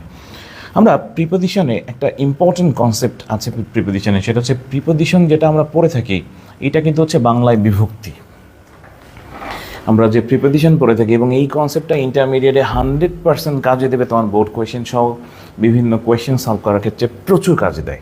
এই কনসেপ্টটার জন্য সবাই একটু খাতা কলম নিয়ে বসে পড়ি। আমাদের প্রত্যেকে মনে হয় আমরা জানি। ওকে, ন্যারেশনে প্রবলেম, ঠিক আছে ইনশাআল্লাহ। আমাদের প্রিপোজিশনের ক্ষেত্রে একটা ব্যাপার প্রচণ্ড পরিমাণে ঘোলায়, যে কিছু জায়গায় অ্যাপ্রোপ্রিয়েট হয় না সেইখানে প্রিপোজিশন বসানোর ক্ষেত্রে। জাস্ট একটা শর্টকাট টেকনিক দেখে যাও। এটা হচ্ছে আমাদের প্রত্যেকেই জানি মনে হয় বিভক্তি 7 প্রকার। প্রথমা বা শূন্য বিভক্তি, দ্বিতীয়া, তৃতীয়া, চতুর্থী, পঞ্চমী, ষষ্ঠী, সপ্তমী, এই মোট 7 প্রকার। আমরা যে বিভক্তি পড়ে থাকি বাংলায়, সেটাই কিন্তু ইংরেজিতে প্রিপোজিশন। অর্থাৎ আমাদের একটু সিরিয়ালটা সবাই মনে রাখবে, যেটা হচ্ছে প্রথমা বিভক্তি মানে শূন্য, যেখানে কোনো প্রিপোজিশন বসে না ইংলিশে। তাহলে প্রথমা বিভক্তি যদি হয় তো সেখানে প্রিপোজিশন বসে না। আমরা মনে হয় সবাই জানি। দ্বিতীয় বিভক্তি হচ্ছে কে বা রে। তৃতীয় বিভক্তি হচ্ছে দ্বারা, দিয়া বা কর্তৃক। চতুর্থ বিভক্তি হচ্ছে মূলত কে বা রে, যেটাকে জন্য বা নিমিত্তে বা নিমিত্তার্থে বোঝায়। পঞ্চমী বিভক্তি হচ্ছে হতে, থেকে বা চেয়ে। হ্যাঁ, হতে অথবা থেকে বা চেয়ে। ষষ্ঠী হচ্ছে র বা এর, আর সপ্তমী হচ্ছে এ অন্তস্থ বা তে। প্রথমা মানে শূন্য, যেখানে কোনো বিভক্তির ব্যবহার হয় না। দ্বিতীয় বলতে বোঝায় হচ্ছে মূলত কে বা রে, এবং এখানে প্রতি ব্যাপারটা বোঝায়। তৃতীয় মানে হচ্ছে দ্বারা, দিয়া বা কর্তৃক। চতুর্থী হচ্ছে কে বা রে, তবে সেখানে জন্য, নিমিত্ত বা নিমিত্তার্থে বোঝায়। পঞ্চমী হচ্ছে হতে, থেকে বা চেয়ে বোঝায়। ষষ্ঠী হচ্ছে র বা এর বোঝায়, এবং সপ্তমী হচ্ছে এ অন্তস্থ বা তে বোঝায়। এবার তুমি প্রিপোজিশনের ব্যবহারগুলো একটু ভালো করে দেখে যাও। দ্বিতীয় বিভক্তি যেখানে, সেখানে প্রিপোজিশন বসে হচ্ছে টু বসে, সেখানে প্রিপোজিশন বসে টু। যেটা তৃতীয় বিভক্তি, সেখানে দুইটা প্রিপোজিশন বসে, একটা বসে হচ্ছে বাই আর একটা বসে হচ্ছে উইথ। বাই এবং with, okay. By and with বসে হচ্ছে আমাদের তৃতীয় বিভক্তিতে। চতুর্থ বিভক্তি যেহেতু জন্য বললাম, নিমিত্ত বললাম, নিমিত্তার্থে বললাম, তার মানে এখানে প্রিপোজিশন বসে হচ্ছে ফর। পঞ্চমী যেটা, সেটা হতে বা থেকের জন্য বসে হচ্ছে ফ্রম। হতে বা থেকে বললে সেখানে বসে ফ্রম, আর চেয়ে যদি বলো সেখানে বসে হচ্ছে দেন বসে। ষষ্ঠী যেটা, সেটা হচ্ছে র বা এর, সেখানে বসে প্রিপোজিশন অফ বসে। এবং সপ্তমী যেটা, সেখানে প্রিপোজিশন বসে ইন অথবা অ্যাট। ইন অথবা অ্যাট, ওকে। একটু খেয়াল করতে হবে। তাহলে ফার্স্ট অফ অল এই চার্ট থেকে, বিশ্বাস করো তোমার 2 মার্ক শুধু এই চার্ট থেকে হবে। ইন্টারমিডিয়েটে কোয়েশ্চেন সলভ করার ক্ষেত্রে এই চার্টটা ব্যাপক কাজে দেয়। যারা প্রিপোজিশন একটু দুর্বল, প্রত্যেকে এই চার্টটা একটু মনে রাখো, ওকে। প্রত্যেকে একটু খেয়াল করো। বিভক্তি আমাদের মূলত বাংলায় তো তোমাদের ভাবে নাই, বাট বিভক্তির যে ব্যবহারটা সেটাই এক্স্যাক্টলি ইংলিশে প্রিপোজিশন। তাহলে প্রথমা বিভক্তি মানে শূন্য, যেখানে বিভক্তির ব্যবহার নাই, এটাকে শূন্য বিভক্তি বলা হয়ে থাকে। দ্বিতীয় হচ্ছে কে বা রে, তৃতীয় হচ্ছে দ্বারা, দিয়ে বা কর্তৃক, চতুর্থী হচ্ছে কে বা রে, আমাদের পঞ্চমী হচ্ছে হতে, থেকে বা চেয়ে, ষষ্ঠী হচ্ছে র বা এর, সপ্তমী হচ্ছে এ অন্তস্থ বা তে। এখানে জাস্ট প্রিপোজিশনগুলো, সিরিয়ালগুলো আমরা একটু আগে দেখলাম। আমাদের যেটা প্রথমা বা শূন্য, সেখানে প্রিপোজিশন বসে না। দ্বিতীয় বিভক্তির ক্ষেত্রে প্রিপোজিশন বসে টু, তৃতীয় ক্ষেত্রে বসে বাই অথবা উইথ, চতুর্থ বিভক্তির ক্ষেত্রে বসে হচ্ছে ফর। প্রত্যেকে একটু কষ্ট করে লিখে রাখো, সিরিয়াল করে লিখে ফেলো। এবং পঞ্চমী থেকে হচ্ছে ফ্রম অথবা দেন। ষষ্ঠী যেটা, সেটাই বসে প্রিপোজিশন অফ, এবং অফ এত বেশি ব্যবহৃত হয়, তুমি যদি টোটাল কোয়েশ্চেনগুলো, বোর্ড কোয়েশ্চেনগুলো অ্যানালাইসিস করো, কেউ যদি প্রিপোজিশন একেবারে না পারো, সবগুলো যদি অফ বসাও, তাও তুমি 2 মার্ক পাবা। বোর্ড কোয়েশ্চেনে 2 মার্ক তুমি জাস্ট অফ বসালে, কারণ প্রিপোজিশন অফের ব্যবহার খুব বেশি ইংলিশে। তার মানে হচ্ছে অফটা কিন্তু খুবই বেশি আসে। জাস্ট খেয়াল রাখবে, প্রায় 1.5 থেকে 2 মার্ক শুধু প্রিপোজিশন অফই আসে, ওকে। আর ইন অথবা অ্যাট হচ্ছে এই অন্তস্থ বা তে। আমরা এবার উদাহরণে চলে আসি। দেখো, বয়েজ আর প্লেইং ফুটবল, আমরা মনে হয় জানি সবাই। নাউন বা প্রোনাউনের আগে প্রিপোজিশন বসে। ফুটবল এখানে কিন্তু নাউন, তারপরও এখানে বসে নাই, কারণ আমরা বিভক্তির ব্যবহার একটু শিখেছিলাম। ফুটবল শব্দটার সাথে যদি আমরা কিন্তু কোনো বিভক্তির ব্যবহার করিনি, মানে ফুটবল কে বলি নাই, বলছি যে ফুটবল খেলে, এখানে কোনো বিভক্তি ব্যবহার হয়নি, তার মানে এখানে কোনো প্রিপোজিশন হবে না। এটাতে জিরো প্রিপোজিশন বসে, যেমন আই ইট রাইস, যদি হয় বলে থাকি যে আই, তারপরে বললাম হচ্ছে ইট, তারপরে বললাম রাইস, দেখবে এখানেও কিন্তু কোনো প্রিপোজিশন বসে না, কারণ আমি ভাত খাই, আমরা কিন্তু বলি না যে আমি ভাতকে খাই, ভাত দ্বারা খাই, ভাত হতে খাই বা ভাতের খাই, অর্থাৎ বিভক্তি ব্যবহার না থাকলে সেখানে নাউন বা প্রোনাউনের আগে প্রিপোজিশন বসে না স্বাভাবিক সেন্সে, অ্যাপ্রোপ্রিয়েটের ক্ষেত্রে আলাদা। Okay, the boys goes to school, যখনই টু স্কুল বললা তখনই কিন্তু স্কুলের দিকে বোঝাচ্ছে, প্রতি বোঝাচ্ছে, অর্থাৎ টু বললে কিন্তু দিকে বা প্রতি। The book was given to Raju, রাজুকে কে বারে বললে, একটু আগে বলছিলাম টু, প্রতি বললে to. Snake was killed dash Rana, খেয়াল রাখবে যদি ব্যক্তির দ্বারা হয় তাহলে সেটা হচ্ছে বাই, বস্তুর দ্বারা হলে উইথ, ব্যক্তির দ্বারা হলে বাই, বস্তুর দ্বারা হলে উইথ। তাহলে the snake was killed by Rana, যেহেতু রানার দ্বারা, রানা হলো ব্যক্তি তাই by. The cake was eaten by the dog, প্রাণী, ব্যক্তি বা প্রাণী হলে দুটাই by. She wrote the letter with pen, অর্থাৎ বস্তুর দ্বারা, সেটা হচ্ছে উইথ, ব্যাপারটা যেন মনে থাকে সিম্পল সেন্সে উইথ বা বাই এভাবে বসে। আই ওয়েটেড ফর হিম, আমি তার জন্য অপেক্ষা করেছিলাম, তার মানে এটা ফর হলো জন্য বোঝালে। The apple fell from the tree, from হচ্ছে হতে বা থেকে বললে সেখানে হচ্ছে from. He will not take less than 10 rupees, চেয়ে বোঝাচ্ছে তাই সেজন্য then. This is the book of Raj, রাজের বই, র বা এর সেজন্য এটা of. He lives dash Tutpara dash, যদি খুলনা বলতাম তাহলে টুটপাড়া, ছোট জায়গার আগে অ্যাট, বড় জায়গার আগে ইন, ছোটটার আগে অ্যাট, বড়টার আগে in. He gets up at 6 o'clock in the morning, একটু আগে শিখে ফেলেছে কিন্তু এটা, ইন দ্য মর্নিং, মর্নিং আগে ইন বসে। There is a lot of fish in the river, নদীতে যদি কখনো এ অ বা তে বোঝায় সেখানে ইন বসে বা অ্যাট বসে, এটা তুমি দেখে বসাবে, বড় জায়গা বা ছোটো জায়গার উপরে ডিপেন্ড করে। ওকে, এই চারটা থেকে নর্মালি 2 মার্ক তুমি পাচ্ছ শিওর ইন্টারমিডিয়েট এক্সামে। চারটা একটু লিখে কষ্ট করে একবার জাস্ট তুমি রিপিট করে বোর্ড কোশ্চেনের সাথে মিলিয়ে নিলে আশা করা যায় ইন্টারমিডিয়েটের তোমার কোশ্চেনের সমস্যাগুলো সলভ হয়ে যাবে। ওকে, তাহলে প্রিপোজিশনের মোটামুটি ইনিশিয়াল স্টেজ ক্লিয়ার। আমরা চলে আসবো এবার একটা র্যাপিড ফায়ার, মজার একটা জায়গা। র্যাপিড ফায়ারে আমরা মূলত হচ্ছে কিছু কনভেনশনাল প্রিপোজিশন, যে প্রিপোজিশনগুলোর ক্ষেত্রে আমরা যেগুলো ব্যবহার করে থাকি তোমাদের প্রচুর পরিমাণে আসে পরীক্ষাতে, তো এইগুলো একটু জাস্ট মজার কিছু প্রিপোজিশন আমরা একটু শিখে নিব। ওকে, আমরা এইবার তোমাদের জন্য র্যাপিড ফায়ার, প্রত্যেকে আনসার করতে হবে এবং আনসার করলে সর্বোচ্চ সংখ্যক যদি সঠিক আনসার যে করতে পারবা তার জন্য আছে গিফট, এবং এই পার্টটাই আমাদের সর্বোচ্চ পার্টিসিপেশন চাই আমরা প্রত্যেকেই। ওকে, জাস্ট আমরা কিছু ইম্পর্টেন্ট প্রিপোজিশনের ব্যবহার তোমাদের টেক্সট পেপার থেকে কালেক্টেড এগুলো, বাট আমি উদাহরণগুলো একটু জাস্ট সুন্দর করে একটু নামগুলো চেঞ্জ করে, বা দেখা গেছে যে এখানে ইন্টারেস্টিং কিছু নামের ব্যবহার করেছি। প্রথমে ছিল when Sheikh Hasina madam enter dash the room everybody stopped talking. Okay, 1 নম্বর কোয়েশ্চেনের আনসার কী হবে, যে ফার্স্ট দিতে পারবা তার জন্য গিফট আছে। ওকে, একেবারে ফার্স্ট কোয়েশ্চেনটা ছিল যে when Sheikh Hasina madam enter dash the room everybody stopped talking, দেখি কে পারো। একেবারে ফার্স্ট আনসার যার হবে এইটাতে গিফট আছে কিন্তু। ওকে, এটাতে আমি নিজে গিফট দিব। ওকে, তাহলে ফার্স্ট ওয়ান, প্রথম কোয়েশ্চেনটা ছিল হচ্ছে when Sheikh Hasina madam enter dash the room everybody stopped talking.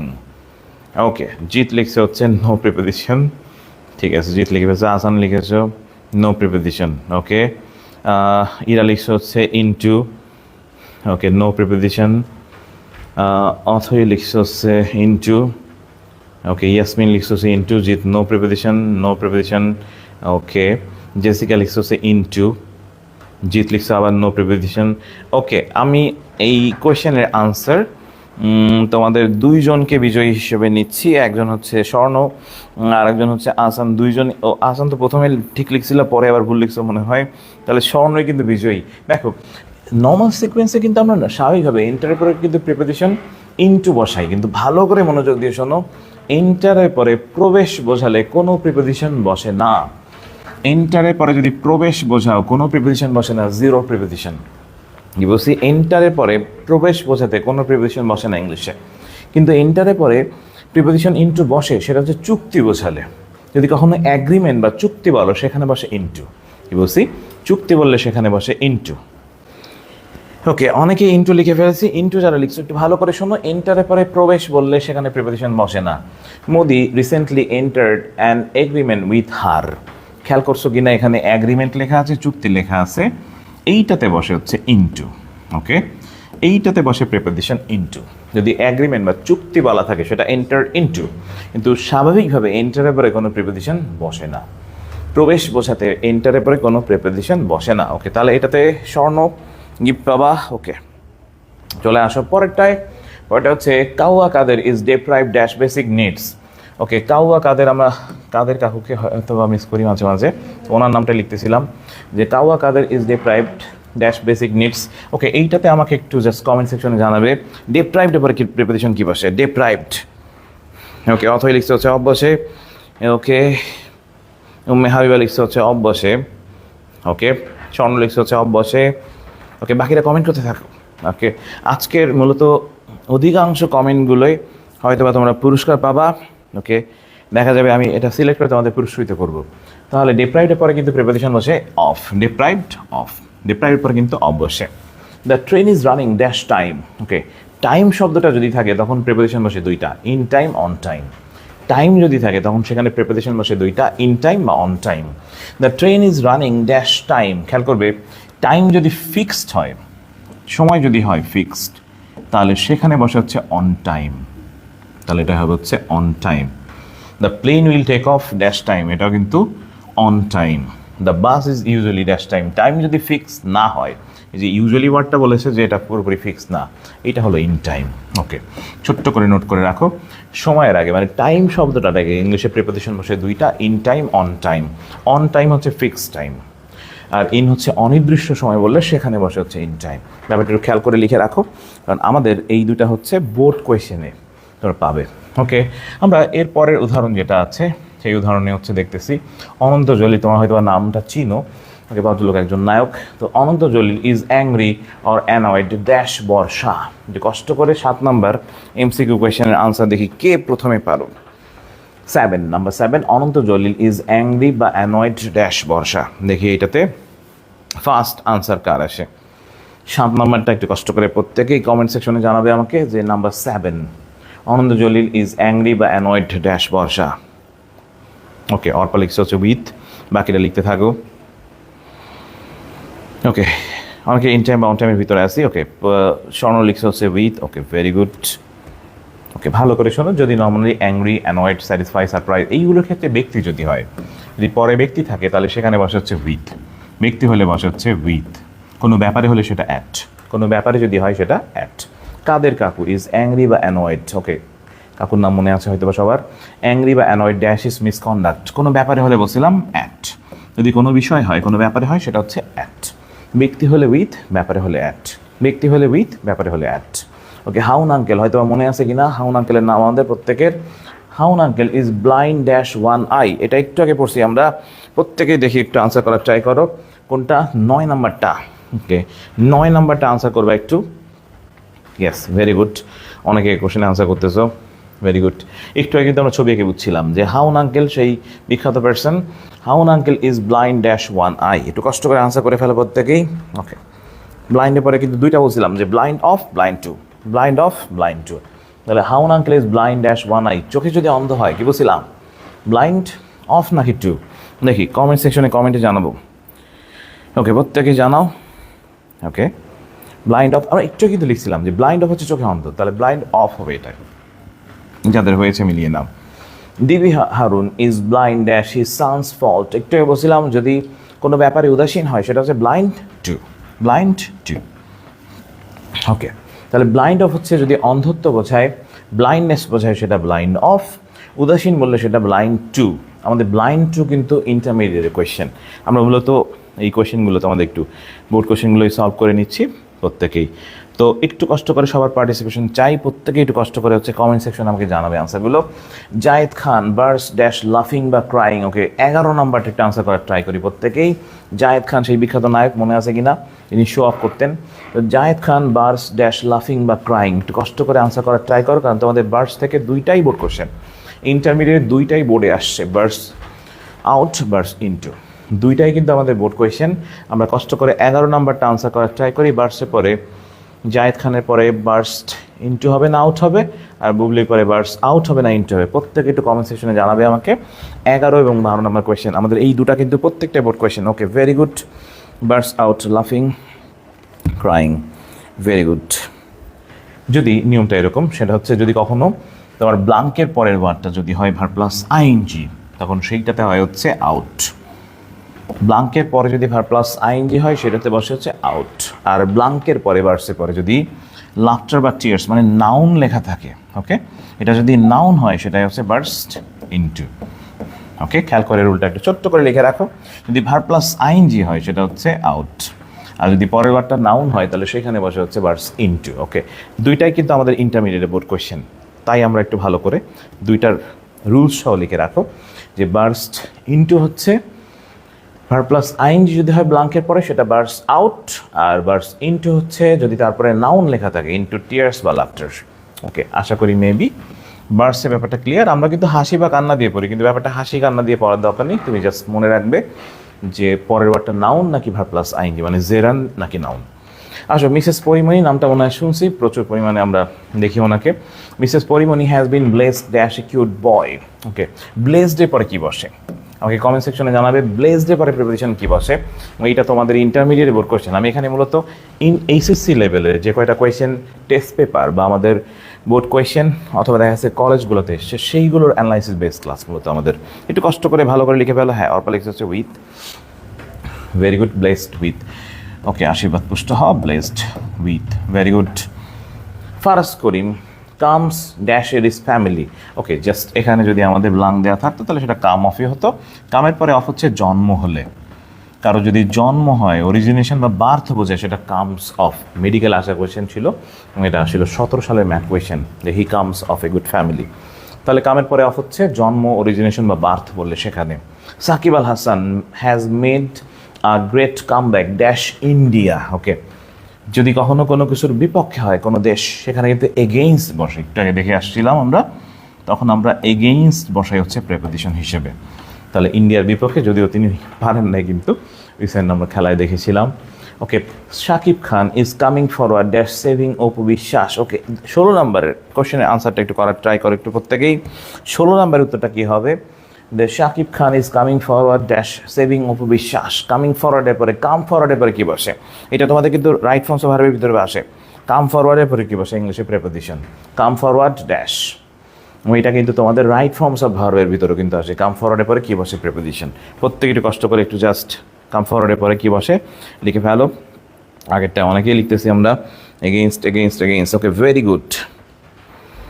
ওকে, পরেরটা একটু দেখো। পরেরটা হচ্ছে আমাদের পরেরটায় কী হবে? আমরা হচ্ছে Shakib Khan is coming forward dash saving Apu Biswas. Coming forward, দেখি কে আগে আনসার করতে পারো। Coming forward, okay, come forward to. Jit লিখছে হচ্ছে টু লিখছে, very good. Okay, come forward to. Come ফরওয়ার্ডের পরে টু বসে কিন্তু কামিং ফরওয়ার্ড টু বা কাম ফরওয়ার্ড টু। আমরা একটু ডান পাশে চলে আসি। ডান পাশে কিছু কোয়েশ্চেন ছিল এবং তোমরা বাংলা মুভিতে দেখছো প্রত্যেকেই মেবি। আমরা খুব ইন্টারেস্টিং কিছু ব্যাপার দেখতাম বাংলা মুভিতে, সেই রিলেটেড। অর্থাৎ একটু আগে ডাই পড়লাম, সেই ডায়ের ব্যাপারটা একটু ক্লিয়ার করার জন্য আমাদের প্রচেষ্টা। Anwar Hossain died dash heart attack, cholera অথবা কোভিড-19। 17 নম্বরের আনসার কী হবে? মনে মনে প্রত্যেকে ভাবো। ওকে, আনোয়ার হোসেন কিন্তু সেই ব্যক্তি ছিল, দেখবে যে হার্ট অ্যাটাক করে মরে যেত। কিন্তু তো ভদ্রলোকের যদি মুভি তোমরা দেখে থাকো ছোটোবেলায়, প্রত্যেকেই মনে হয় ডায়ের ক্ষেত্রে হার্ট অ্যাটাক, কলেরা বা কোভিড-19 ক্ষেত্রে কী হয় একটু আগে শিখছি। প্রত্যেকে 17 নম্বর কোয়েশ্চেনের আনসার করে ফেলো দ্রুত। যার আনসার দ্রুত হবে তার জন্য কিন্তু গিফট আছে। হ্যাঁ, ওকে, ফার্স্ট অফ অল প্রথমটা ছিল ডায়ের পরে যদি রোগে মারা যায় কী হবে? আমি ক্লু বলে দিচ্ছি, রোগে যদি মারা যায় সেখানে কী হয়? জাস্ট মনে করে একটু লিখে ফেলো। রোগে মারা গেলে কী হবে হচ্ছে আমাদের প্রেপোজিশন। তাহলে আমরা যদি রোগে মারা যাই সেখানে কী হবে? হ্যাঁ, অনেকেই লিখে ফেলেছ। Yes, very good. অফ লিখে ফেলেছ অনেকেই। ওকে, দেখো একটু আগে কিন্তু পড়িয়েছি আমরা, ভুলে গেছো অনেকেই। বাই নাকি রোগে যদি মারা যায়, রোগ সেটা ডায়ের পরে অফ বসে। Dipjol died dash suicide accident poison accident. Okay, 18 নাম্বারটা একটু করার চেষ্টা করবা। ওকে, পরপর কমেন্ট করে যাও, আমি কমেন্টগুলো দেখতেছি। কার কমেন্ট ফার্স্টে আসবে তার জন্য গিফট আছে কিন্তু। ওকে, ভেরি গুড, অনেকেই কমেন্ট করতেছি। তাহলে সুইসাইড, অ্যাক্সিডেন্ট, পয়জন, ওকে, এই জায়গায় কিন্তু হচ্ছে বাই বসে। ওকে, বাই সুইসাইড, তারপর ছিল হচ্ছে by accident, by poison.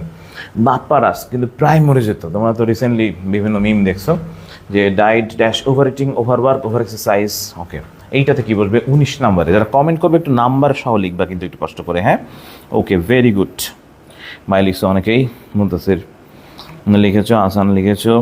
Okay, very good. এরা লিখছো প্রত্যেকেই। ওকে, ভেরি গুড।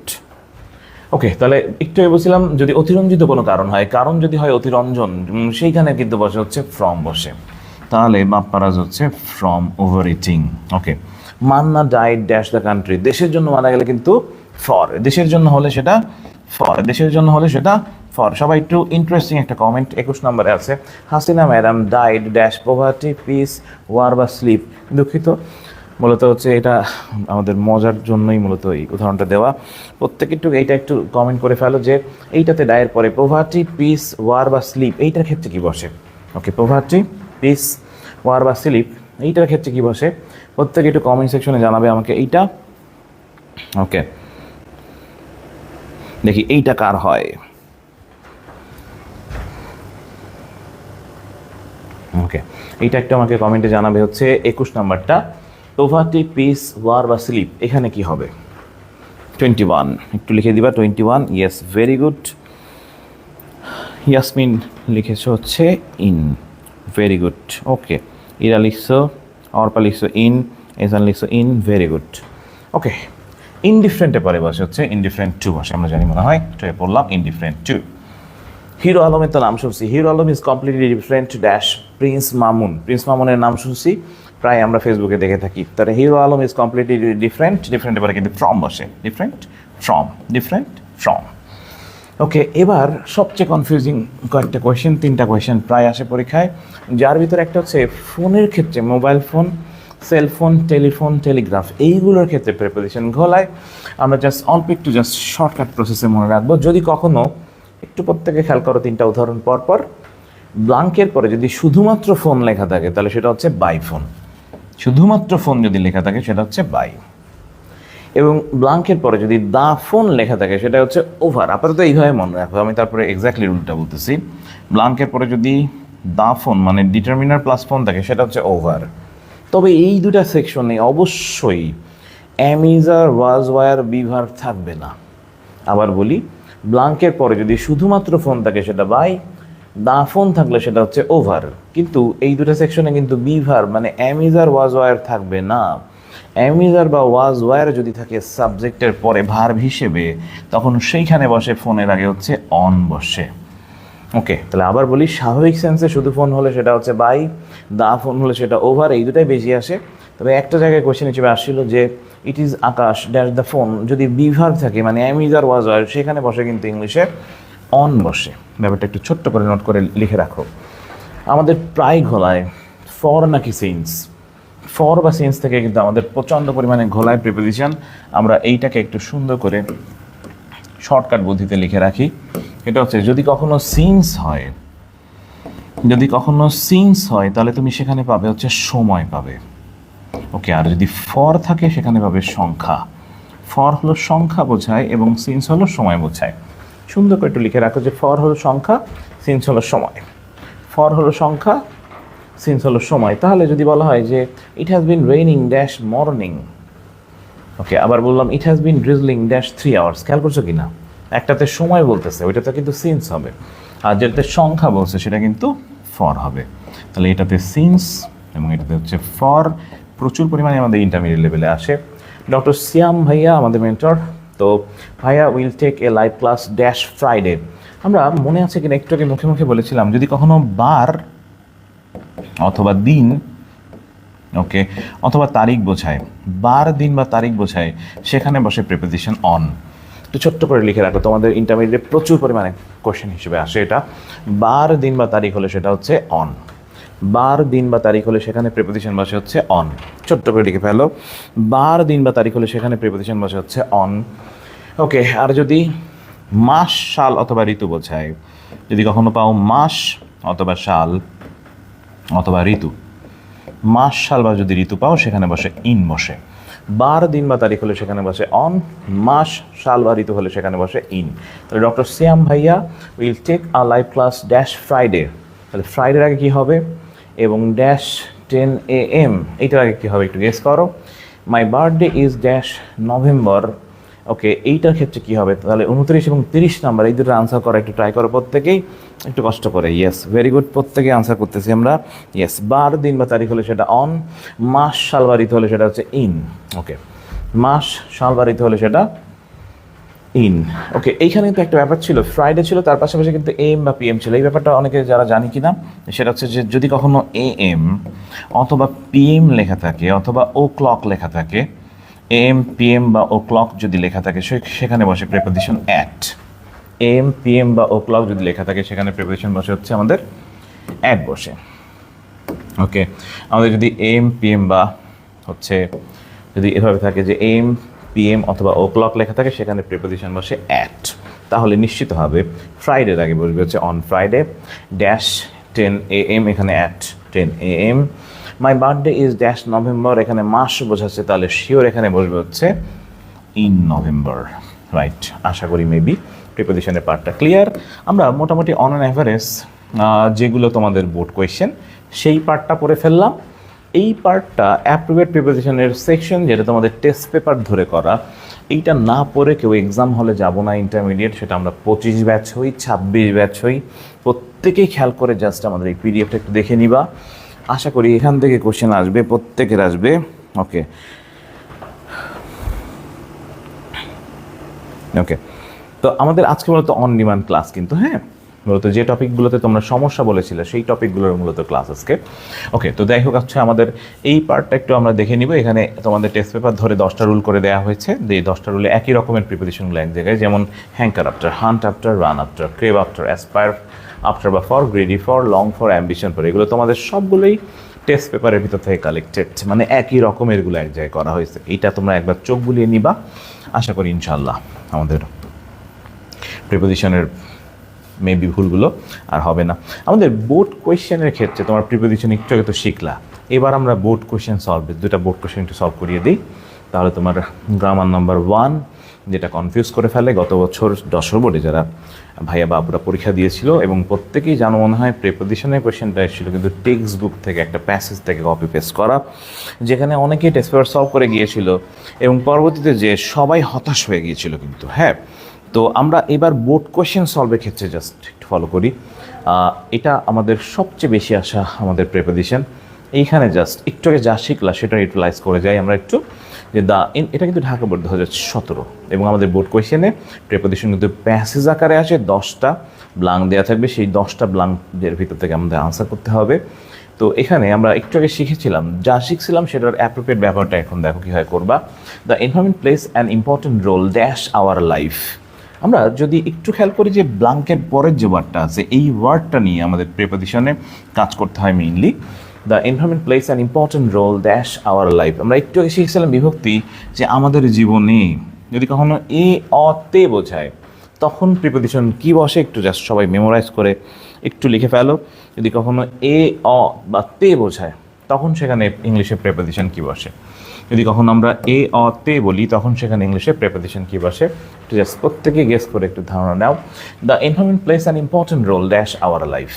একটু আগে বলেছিলাম যে ইন আওয়ার লাইফ, আমাদের জীবনে।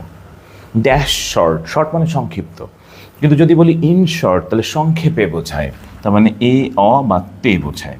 একটু আগে কিন্তু বিভক্তি ব্যবহার শিখেছি। হোয়াট উই হ্যাভ ড্যাশ আস। আমরা একটু আগে গোল্লা দিয়ে শিখেছিলাম যে অ্যারাউন্ড মানে চারপাশে বোঝায়, চারপাশে বললে সেখানে প্রিপোজিশন বসে হচ্ছে অ্যারাউন্ড, তাহলে around us. Including people, houses, air, water etcetera is called environment. These are the main elements dash our environment. Our environment মানে আমাদের পরিবেশ। যখন বলবো অফ আওয়ার এনভায়রনমেন্ট তখন বোঝায় আমাদের পরিবেশের। ড্যাশ এনশিওরিং সাউন্ড লাইফ, একটু আগে শিখেছিলাম, জন্য বললে সেখানে বসে ফর, তাহলে ফর এনশিওরিং সাউন্ড লাইফ মানে নিশ্চিত জীবনযাপনের জন্য। The balance dash the natural elements, প্রকৃতির উপাদানের, একটু বলছিলাম বা এর বললে সেখানে বসে প্রিপোজিশন অফ, তাহলে of the natural elements is very significant sometimes dash lack of knowledge. একটু আগে শিখেছি বিভক্তিতে যদি জন্য বোঝায় সেখানে বসে ফর, তাহলে ফর ল্যাক অফ নলেজ মানে জ্ঞানের অভাবের জন্য। We don't realise the importance dash it. একটু বলছিলাম যে অফ মানে র বা এর, অফ ইট মানে ইহার বা এটার। As a result we are polluting our environment unwillingly. Living dash, লিভের পরে তো ইন বসে, আর ইন আ পলিউটেড এনভায়রনমেন্ট মানে নিরাপদ, যদি দূষিত পরিবেশে বলি তখন সেটা বোঝায় is undoubtedly a matter dash great regret, তাহলে matter of great regret. Okay, so this is year process. যদি বিভক্তিটা ভালো করে শেখো তো আর প্রিপোজিশনের ভিতরে কনফিউশন থাকবে না আশা করা যায়। তুমি তো আর বিভক্তি দিয়ে মোটামুটি অলমোস্ট অ্যাপ্রোপ্রিয়েট বাদে সবগুলো কাজে লাগাতে পারবে। ওকে, পরেরটা রাজশাহী বোর্ড, যেটা বুড়িগঙ্গা প্যাসেজ থেকে। এটা একবার তোমরা দেখে যাবে, এটা মারাত্মক ইম্পর্টেন্ট। এটা কিন্তু 24 সালেও কিন্তু আমাদের এসছে, রিসেন্টবার গতবারও কিন্তু তোমাদের বুড়িগঙ্গার এই প্যাসেজের এই প্রিপোজিশনটা এসছে, একবার একটু দেখে যাবে, এটা একবার দেখে ফেললে হবে। আমাদের অনেকেরই মডিফায়ার্স নিয়ে প্রবলেম আছে, মডিফায়ার্স পারি না। মডিফায়ার্সের জন্য শর্টকাট একটু রুলস দেখিয়ে যাই, মাত্র 2-3 মিনিট বা 5 মিনিটের ভিতরে মডিফায়ার্স ক্লিয়ার হয়ে যাবে। এরপরে অনেকের প্রবলেম আবার আছে হচ্ছে তোমার কানেক্টরসে। ওকে, কানেক্টরস আমাদের কিন্তু মেইন প্রবলেমটা হয় হচ্ছে modifiers, connectors, preposition, right forms of verb, এই গ্রামারগুলোতে বেশি হয়।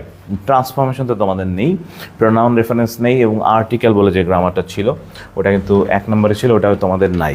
ওকে, তো যাই হোক, মডিফায়ার্স নিয়ে ঝামেলা হয় প্রত্যেকেরই। আমরা মডিফায়ার্স এই পার্টটাকে জাস্ট খুব শর্টকাট ট্রিকি ওয়ে থেকে কীভাবে পড়া যায়। দেখো, মডিফায়ার্স বলতে বোঝায় যে এক্সট্রা ইনফরমেশন দেয় যে ওয়ার্ডগুলো, সেগুলোকে ইংলিশে মডিফায়ার্স বলা হয়ে থাকে। ওকে, কি বলছি, যেটা এক্সট্রা ইনফরমেশন দিয়ে থাকে আমাদের ইংলিশে, সেইটাকে ইংলিশে মডিফায়ার্স বলে। তো মডিফায়ার্স বোঝার জন্য আমি জাস্ট একটু শর্টকাট তোমাদের একটা প্রসেস আমাদের লিখে দিই। আমাদের ইংলিশে মডিফায়ার্স কিন্তু 2 প্রকার। হ্যাঁ, ইংরেজিতে যদি কখনো 3টা পার্টস অফ স্পিচ ইংরেজিতে সবসময় ডোমিনেট করে থাকে বাক্যকে, এবং এই 3টা পার্টস অফ স্পিচ যখন বাক্যে বসে, একটা হচ্ছে নাউন, একটা হচ্ছে ভার্ব, এবং একটা হচ্ছে আমাদের অ্যাজেক্টিভ। আমরা বাক্য কিন্তু নাউন ছাড়া হয়, কিন্তু ভার্ব ছাড়া হয় না। ভার্ব ছাড়া হলেও অ্যাজেক্টিভ লাগে। এই 3টা পার্টস অফ স্পিচকে বলা হয়ে থাকে আমাদের ইংলিশের প্রাণ। এই পার্টস অফ স্পিচ 3টার যদি আগে বা পরে বসে কেউ, তাহলে সেটাকে প্রি বা পোস্ট বলে। ইংলিশে মডিফায়ার্স কিন্তু 2 প্রকার জানি মনে হয়, একটা হচ্ছে প্রি মডিফায়ার্স এবং আরেকটাকে বলে ইংলিশে হচ্ছে পোস্ট মডিফায়ার্স। ওকে, এটা আগে বা পরে বসলে তার নাম হবে প্রি বা পোস্ট। ওকে, তার মানে হচ্ছে নাউন সম্পর্কে যদি কখনো এক্সট্রা ইনফরমেশন দেয় কোনো পার্টস অফ স্পিচ, সেটাকে মডিফায়ার্স বলে, সেটা একটা ওয়ার্ড হতে পারে, ফ্রেজ হতে পারে। ভার্ব সম্পর্কে যদি দেয় সেটার নাম মডিফায়ার্স। অ্যাডজেক্টিভ সম্পর্কে যদি এক্সট্রা ইনফরমেশন দেয় তাহলে সেটার নাম হচ্ছে মডিফায়ার্স।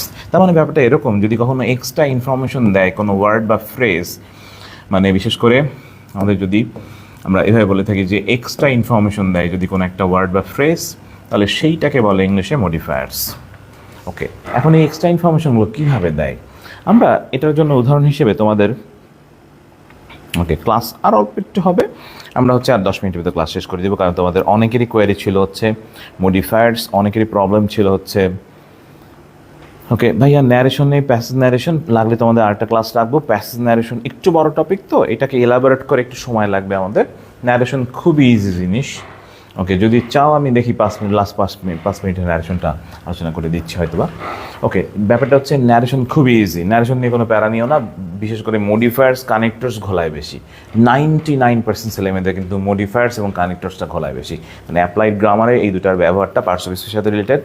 আমরা অনেকেই পার্টস অফ স্পিচ পারি না, কোথায় কোন ওয়ার্ড বসেন এটা অনেকেই জানি না, এটার জন্য কিন্তু এই টপিকটা ঘোলায়। জাস্ট ইমাজিন, মনে করো যে আমরা একসময় আমাদের সাবেক যে গভর্নমেন্ট ছিল তখন তোমরা দেখছো মনে হয় যে আমরা যদি এভাবে ধরে থাকি যে আমাদের নেতা যারা ছিলেন, ওকে, সেই নেতাদের দেখবা হচ্ছে গাড়ির সামনে কিছু গাড়ি থাকতো এবং গাড়ির পরে কিছু গাড়ি থাকতো।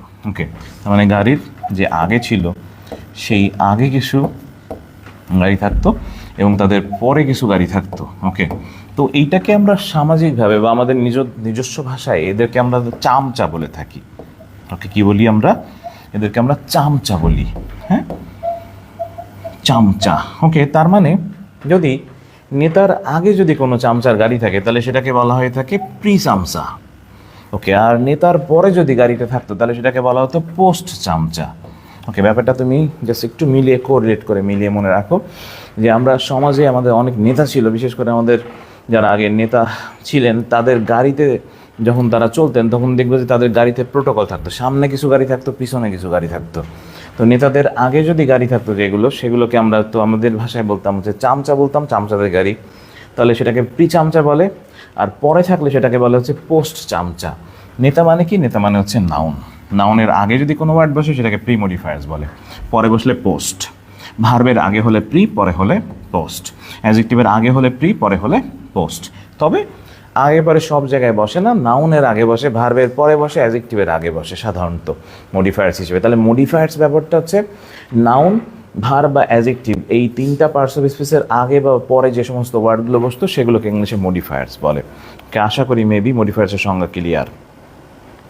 ওকে, তো আমাদের বিষয়টা হচ্ছে মডিফায়ার্সের ক্ষেত্রে কয়েকটা কনফিউজিং জায়গা আছে। যেমন মডিফায়ার্সে আমাদের অ্যাডভার্বটা ঘোলায় বেশি। ওকে, মডিফায়ার্সে কিন্তু আমাদের অ্যাডভার্বের ব্যবহার যেটা আছে সেই অ্যাডভার্বের ব্যবহারটা প্রচুর ঘোলায়। অ্যাডভার্বের ব্যবহারটা তোমরা শর্টকাটভাবে একটু মনে রাখবা। ইংলিশে ভার্বকে মডিফাই করে যে পার্টস অফ স্পিচ তাকে অ্যাডভার্ব বলা হয়ে থাকে। ভার্বকে যে মডিফাই করে তাকে অ্যাডভার্বস বলে। যেমন আমি যদি বলি যে শি, তারপরে বললাম হচ্ছে স্পিক্স। ওকে, শি স্পিক্স, এরপরে বললাম হচ্ছে carefully. Okay, she speaks carefully. এইবার আমাদের এই বাক্যে ভার্ব হলো স্পিক্স। ভার্বের কাছে যদি প্রশ্ন জিজ্ঞেস করি, ওকে, ভার্বের কাছে যদি প্রশ্ন জিজ্ঞেস করো চারটা জিনিস দিয়ে, ওকে, চারটা জিনিস দিয়ে, তখন যে ওয়ার্ডটা বের হবে, যদি ওয়ার্ডটা থাকে তাহলে সেটা অ্যাডভার্ব। একটা হচ্ছে হোয়েন, আমরা যদি হোয়েন দিয়ে প্রশ্ন জিজ্ঞেস করি, অথবা ওয়ার, ওয়ার দিয়ে যদি প্রশ্ন জিজ্ঞেস করো, অথবা হাউ, হাউ দিয়ে যদি প্রশ্ন জিজ্ঞেস করো, বা ওয়াই দিয়ে যদি প্রশ্ন জিজ্ঞেস করো, যদি কেউ জবাব দেয় তাকে ইংলিশে অ্যাডভার্ব বলে। যেমন শি স্পিক্স কেয়ারফুলি, সে কেমনভাবে কথা বলে, কেমনভাবে জবাব দিচ্ছে হচ্ছে আমাদের কেয়ারফুলি, তার মানে শিওর এটা অ্যাডভার্ব। অ্যাডভার্ব কিন্তু ভার্বকে মডিফাই করে এবং এইটা তোমাদের পোস্ট মডিফায়ার্স হিসেবে ব্যবহৃত হয়। ওকে, তাহলে অ্যাডভার্ব মূলত হচ্ছে চার প্রকার। এক নাম্বার হচ্ছে ম্যানার, দুই নম্বরে হলো প্লেস, তিন নম্বরে হলো টাইম, চার নম্বরে হলো রিজন। তাহলে অ্যাডভার্ব প্রধানত চার প্রকার: ম্যানার, প্লেস, টাইম, রিজন। এখন একাধিক অ্যাডভার্ব যদি বাক্যে চায়, এটা তোমাদের মডিফায়ার্সের ভিতরে কয়েকবার আছে, তখন জাস্ট এই সিরিয়ালটা মেনটেন করতে হবে। তার মানে এক নম্বরে ম্যানার, দুই নম্বরে প্লেস, তিন নম্বরে টাইম এবং চার নম্বরে রিজন। এইটাকে আমরা বলে থাকি হচ্ছে MPTR।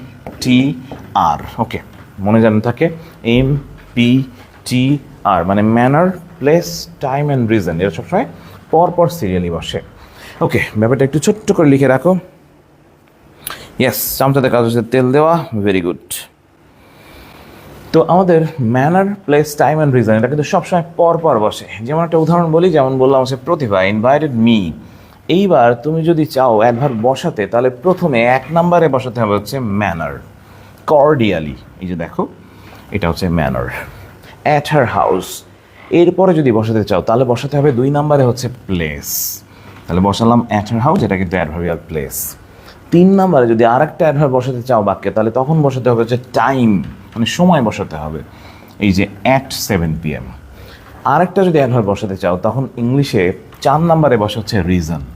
যেমন এই যে because of our birthday party.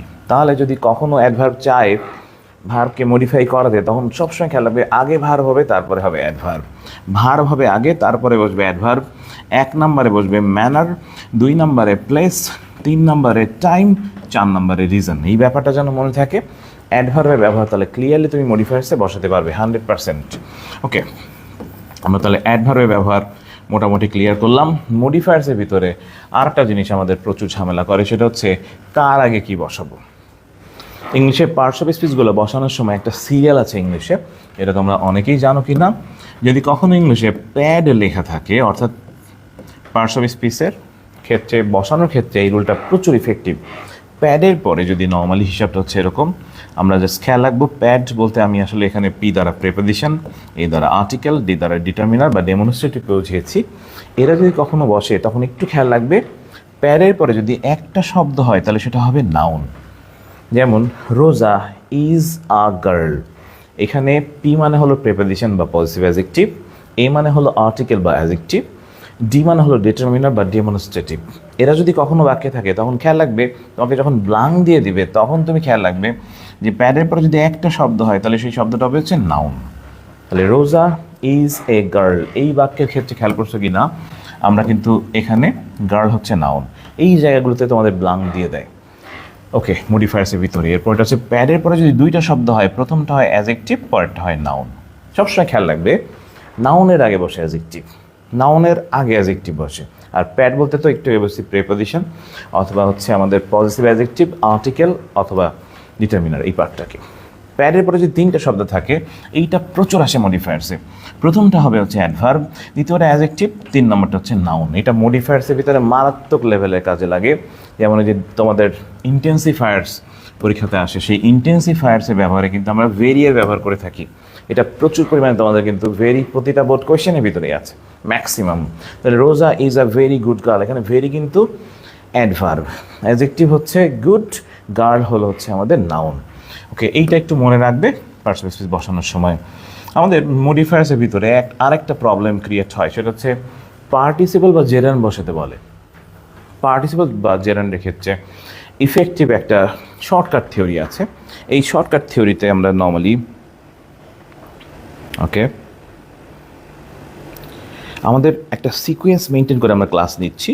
হ্যাঁ, তো আমাদের ক্লাসে মেইনলি ব্যাপারটা হচ্ছে যে তোমরা যেটা করবা সেটা হচ্ছে কি, যে এক্সট্রা কোনো কমেন্ট করার দরকার নাই। তোমাদের হচ্ছে মূলত আমাদের গাইডলাইন ভিত্তিক ক্লাস সেহেতু হচ্ছে যেটা করতে হবে সেটা হচ্ছে যে আমাদের মোটামুটিভাবে ক্লাসের প্রতিটা পার্টই গুরুত্বপূর্ণ। এই জন্য হচ্ছে একটু কষ্ট করে তোমরা জাস্ট দেখো। আমাদের মেইনলি যেটা করবো আমরা সেটা হচ্ছে যে হ্যাঁ জুম করেছি, আমাদের কিন্তু প্রায় যেটা ঘোলায় হচ্ছে যে পার্টিসিপল বা জেরান প্রায় ঘোলায়। পার্টিসিপল বা জেরান এটা বের করার শর্টকাট একটা বুদ্ধি হচ্ছে, যদি কখনো পার্টিসিপল বা জেরান বসাতে বলে, তোমার থিওরি হচ্ছে যখন পার্টিসিপল বলবে তখন তুমি হিসাব করবে ভার প্লাস আইএনজি, জেরান যখন বলবে তখন সেটা ভার প্লাস আইএনজি হবে। তবে বিষয়টা হচ্ছে জেরান হচ্ছে নাউন হিসেবে কাজ করে আর পার্টিসিপল হচ্ছে অ্যাডজেক্টিভ হিসেবে কাজ করে। ওকে, এখন সমস্যা হচ্ছে আমাদের প্রায় যখন পার্টিসিপল বা জেরান্ডের ব্যবহার চাইবে আমাদের এখানে, তখন তুমি একটা শর্টকাট বুদ্ধি অ্যাপ্লাই করতে পারো। যেমন I saw a walking man, verb plus ING, তার মানে শিওর একটা পার্টিসিপল বা gerund. The man has a walking stick, sure একটা পার্টিসিপল বা gerund. I saw a swimming boy, sure একটা পার্টিসিপল বা জেরান্ড। তোমার শর্টকাট বুদ্ধি হচ্ছে যে নাউনটা দেয়া থাকবে ওই নাউনটাকে নিবা দুই ক্ষেত্রেই। পার্টিসিপল যদি হয় তাহলে মনে মনে নিবা একটা ইজ, তারপরে যে ভার প্লাস আইএনজি আছে ওইটাকেই আমরা ব্যবহার করব। জেরান্ডের ক্ষেত্রে মনে মনে নিব হচ্ছে আমরা একটা ফর, তারপরে যে ভার প্লাস আইএনজি আছে ওইটাকে নিলে মিলে যাবে। অর্থাৎ তুমি যে পার্টিসিপল বা জেরান্ড ব্যবহার করলা সেটা এক্স্যাক্টলি মডিফায়ার্সে ঠিক আছে কিনা সেটা ব্যবহার, মানে সেটা লিটমাস টেস্ট হচ্ছে এইটা। যেমন I saw a walking man, এই ভার প্লাস আইএনজির পরের নাউনটা হচ্ছে ম্যান। আমরা যদি বলি ম্যান ইজ ওয়াকিং নাকি ম্যান ফর ওয়াকিং, তাহলে শিওর এটা man is walking. The man has a walking stick, stick is walking নাকি স্টিক ফর ওয়াকিং, এটাতে কিন্তু স্টিক ফর ওয়াকিং আসে, তার মানে এটা জেরান। মানে বিষয়টা হচ্ছে পার্টিসিপল বা জেরান বের করা খুব সহজ বুদ্ধি হচ্ছে নাউনের সাথে, মানে যে ভার প্লাস আইএনজি আছে তারপরের নাউনটাকে নিবা দুই ক্ষেত্রেই। ইজ দিয়ে মিলে গেলে সেটা পার্টিসিপল, ফর দিয়ে মিলে গেলে সেটা হচ্ছে জেরান্ড। ওকে, ইজ দিয়ে মিললে পার্টিসিপল, ফর দিয়ে মিললে সেটা হচ্ছে জেরান। আমি তোমাদের একটা টেস্ট দেই। যেমন আমরা পিকে মুভি দেখেছিলাম মনে হয়, সেইখানে ছিল হচ্ছে ডান্সিং কার। ওকে, ডান্সিং কার, আমাকে একটু জানাতে হবে এই ডান্সিংটা হচ্ছে পার্টিসিপল নাকি জেরান্ড। একটু কষ্ট করে জানাও যে ডান্সিংটা হচ্ছে পার্টিসিপল নাকি জেরান্ড। ওকে, ডান্সিংটা হচ্ছে পার্টিসিপল বা জেরান্ড। আমার লেখাগুলো বুঝলে হবে। হ্যাঁ, আমাদের মূলত হচ্ছে উদাহরণগুলো তোমাদের মেইনলি কাজে লাগবে না, মেইনলি তুমি লেখাটাই দেখো জাস্ট। ওকে, আমাদের হিসাবটা হচ্ছে যে যদি বলা হয়ে থাকে যে ডান্সিং, তো যদি জিজ্ঞেস করে যে ডান্সিংটা কী হবে, ডান্সিং কারের ডান্সিংটা কী হবে, এটা একটু প্রত্যেকেই বের করার ট্রাই করো আমাদের ডান্সিংটা কী হবে মূলত। ওকে, আমরা প্রত্যেকেই চেষ্টা করি। ডান্সিং কার সেই বিখ্যাত লাইন, যে লাইনটা হচ্ছে আমাদের প্রায় কনফিউজ করে দেয়, ডান্সিং কার। ওকে, অর্পা লিখছে হচ্ছে পার্টিসিপল। আমরা কিন্তু একটু শর্টকাট প্রসেস বলছিলাম, যদি আমরা নর্মালি নাউনের পরে যদি হয় হচ্ছে কি, নাউনের পরে যদি আমরা স্বাভাবিকভাবে হচ্ছে ইজ দিয়ে মেলে সেটা হবে পার্টিসিপল, আর ফর দিয়ে মেলে জেরান হবে। যেমন কার ইজ ডান্সিং, তেমন এটা শিওর পার্টিসিপল। ওকে, তাহলে আমাদের মোটামুটি মডিফায়ার্সও ক্লিয়ার। আমাদের মডিফায়ার্স এক্সারসাইজ হিসেবে আমাদের জাস্ট বোর্ড কোয়েশ্চেনগুলো তোমরা একবার দেখে গেলা। সমস্যা থাকলে তুমি জাস্ট আমাদেরকে জানলে হবে। সেন্টেন্স কানেক্টরস খুবই একটা কনফিউজিং আইটেম। তো সেন্টেন্স কানেক্টরসটা অল্প একটু আলোচনা করে দিয়ে যায়। আমাদের অনেকেরই সেন্টেন্স কানেক্টরস নিয়ে সমস্যা হয়, প্রচুর পরিমাণ ঝামেলা হয় সেন্টেন্স কানেক্টরসে। কারণ সেন্টেন্স কানেক্টরস আসলে মূলত ম্যাথমেটিক্যাল একটা আইটেমের মতো, যেটাতে সাধারণভাবে হচ্ছে প্র্যাকটিসের বিকল্প কিছুই নাই। এটা আমরা জাস্ট 1-2 মিনিটের ভিতরে সেন্টেন্স কানেক্টরটা শেষ করে দিচ্ছি।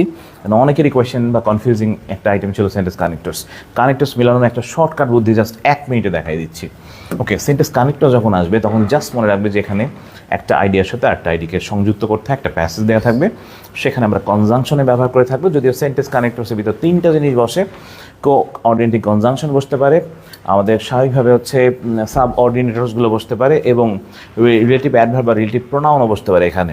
ওকে, সেন্টেন্স কানেক্টরস আর কিছু না, জাস্ট যদি আমরা এভাবে মনে করি যে আমরা স্বাভাবিকভাবে ফোন ইউজ করে থাকি, একজন দেখা যাচ্ছে বয়ফ্রেন্ড বা গার্লফ্রেন্ড যে ফোনটা ইউজ করে থাকে, তো সেইখানে যে তাদের যে রিলেশনের ক্ষেত্রে যেটা হয়ে থাকে সেটা হচ্ছে যে ফোন যে কানেক্ট করে থাকে যেভাবে, তেমনি হচ্ছে ইংরেজি সেন্টেন্স কানেক্ট করার ক্ষেত্রে আমাদের কিছু কনজাংশন বা কিছু ফ্রেজ ব্যবহৃত হয়, সেগুলোকে ইংলিশে কানেক্টরস বলে। ওকে, সবসময় খেয়াল রাখবে সেন্টেন্স কানেক্টরসের ক্ষেত্রে একটা আইডিয়াকে একটা আইডিয়ার সাথে সংযুক্ত করার ক্ষেত্রে পুরো 2টা সেন্টেন্সই পড়ে নিব, 2টা সেন্টেন্স না পড়ে কখনো একটা সেন্টেন্স নিয়ে আনসার করব না। সেন্টেন্স কানেক্টরস একটা শর্টকাট বুদ্ধি বলি। সেন্টেন্স কানেক্টরসে অধিকাংশ প্যাসেজগুলো তো দেখা যায় যে একটা ডিরেক্ট কারণ এবং ফলাফল দেওয়া হয়ে থাকে, কারণের সাথে কারণের ফল। একটা প্যাসেজ এমনভাবে এস্টাবলিশ করা হয় যেখানে কারণ বলে, কারণের পরে তার ফলাফলটা ব্যবহৃত হয়। ইংলিশে সেন্টেন্স কানেক্টরস একটা চমৎকার সিরিয়াল আছে, এটা একটু যারা সেন্টেন্স কানেক্টরস একেবারে পারো না এই সিরিয়ালটা একটু লিখে ফেলবে। সেটা হচ্ছে প্রথমটা হচ্ছে বিসাইডস, মোর ওভার, ফার্দার মোর, হাউএভার, ফাইনালি। ওকে, একটু লিখে ফেলো বিসাইডস, তারপর ছিল হচ্ছে আমাদের মোর ওভার, ফার্দার মোর, হাউএভার, ফাইনালি। একটু কষ্ট করে কমেন্ট করো, 1 মিনিটে আমাদের কানেক্টর শেষ হয়ে যাবে। ইয়েস, সেন্টেন্স কানেক্টরস নিয়ে প্রত্যেকেরই প্রবলেম আছে, কিন্তু মারাত্মক লেভেলে প্রবলেম আছে সেন্টেন্স কানেক্টরস নিয়ে, মানে এই গ্রামারটা আমাদের কনফিউজ করে ফেলে। ওকে, সেন্টেন্স কানেক্টরসের ভিতরে আমরা জানি মনে হয় কোঅর্ডিনেটিং কনজাংশন, তোমরা নাম শুনছো, এটা খুব ইজিলি মনে রাখা যায় ফ্যান বয়েজ দিয়ে। ফ্যান বয়েজ, যারা একেবারে পারো না একটু কষ্ট করে লিখে রাখো, ফ্যান বয়েজ দিয়ে সবগুলো কোঅর্ডিনেটিং কনজাংশন হয়। যেমন এফ দিয়ে হয় হচ্ছে ফর, এ দিয়ে হয় অ্যান্ড, এন দিয়ে হয় হচ্ছে আমাদের নর, বি দিয়ে হয় বাট, ও দিয়ে হয় অর, ওয়াই দিয়ে হয় ইয়েট, এবং এস দিয়ে হয় হচ্ছে আমাদের সো। এগুলো কানেক্টর হিসেবে ব্যবহার করতে হবে আমাদের। এর পাশাপাশি হচ্ছে সেন্টেন্স কানেক্টরসের ভিতরে আমাদের যখন সাব অর্ডিনেটিং কনজাংশন যেগুলো আছে সেগুলো ব্যবহৃত হয় এইভাবে। কম্প্যারিজন মানে তুলনা যদি বলে তখন সেখানে বসে দেন। এইগুলোর লিস্ট আমাদের পরবর্তীতে আছে, পিডিএফটা দেখে নিলে হবে। আমি তোমাদের শর্টকাট প্রসেস বলে দিই। সেন্টেন্স কানেক্টর যখন আসবে তখন তুমি এক্সামের সময় একটা একেবারে ইজি একটা প্রসেস আছে, শর্টকাট একটা প্রসেস আছে। তুমি তখন প্যাসেজটা পড়ার পরে এই প্রসেসটা অ্যাপ্লাই করলেই কানেক্টরস মিলে যাবে। খুবই ঝামেলার একটা গ্রামার, কিন্তু কনফিউজিং গ্রামার।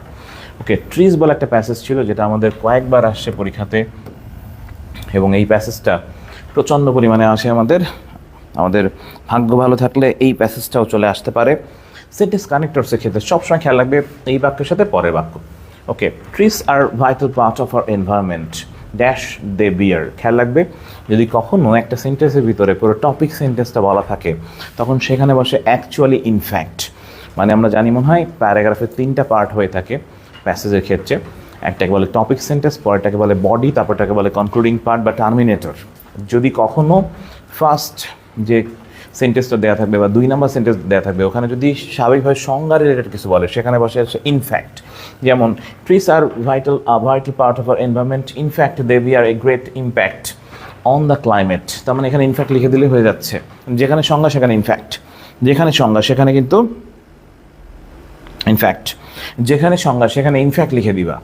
ওকে, এবং প্রথম 1 বা 2 লাইনের ভিতরে অধিকাংশ প্যাসেজগুলোতে দেখবা উত্তরে ইনফ্যাক্ট লেখা থাকে।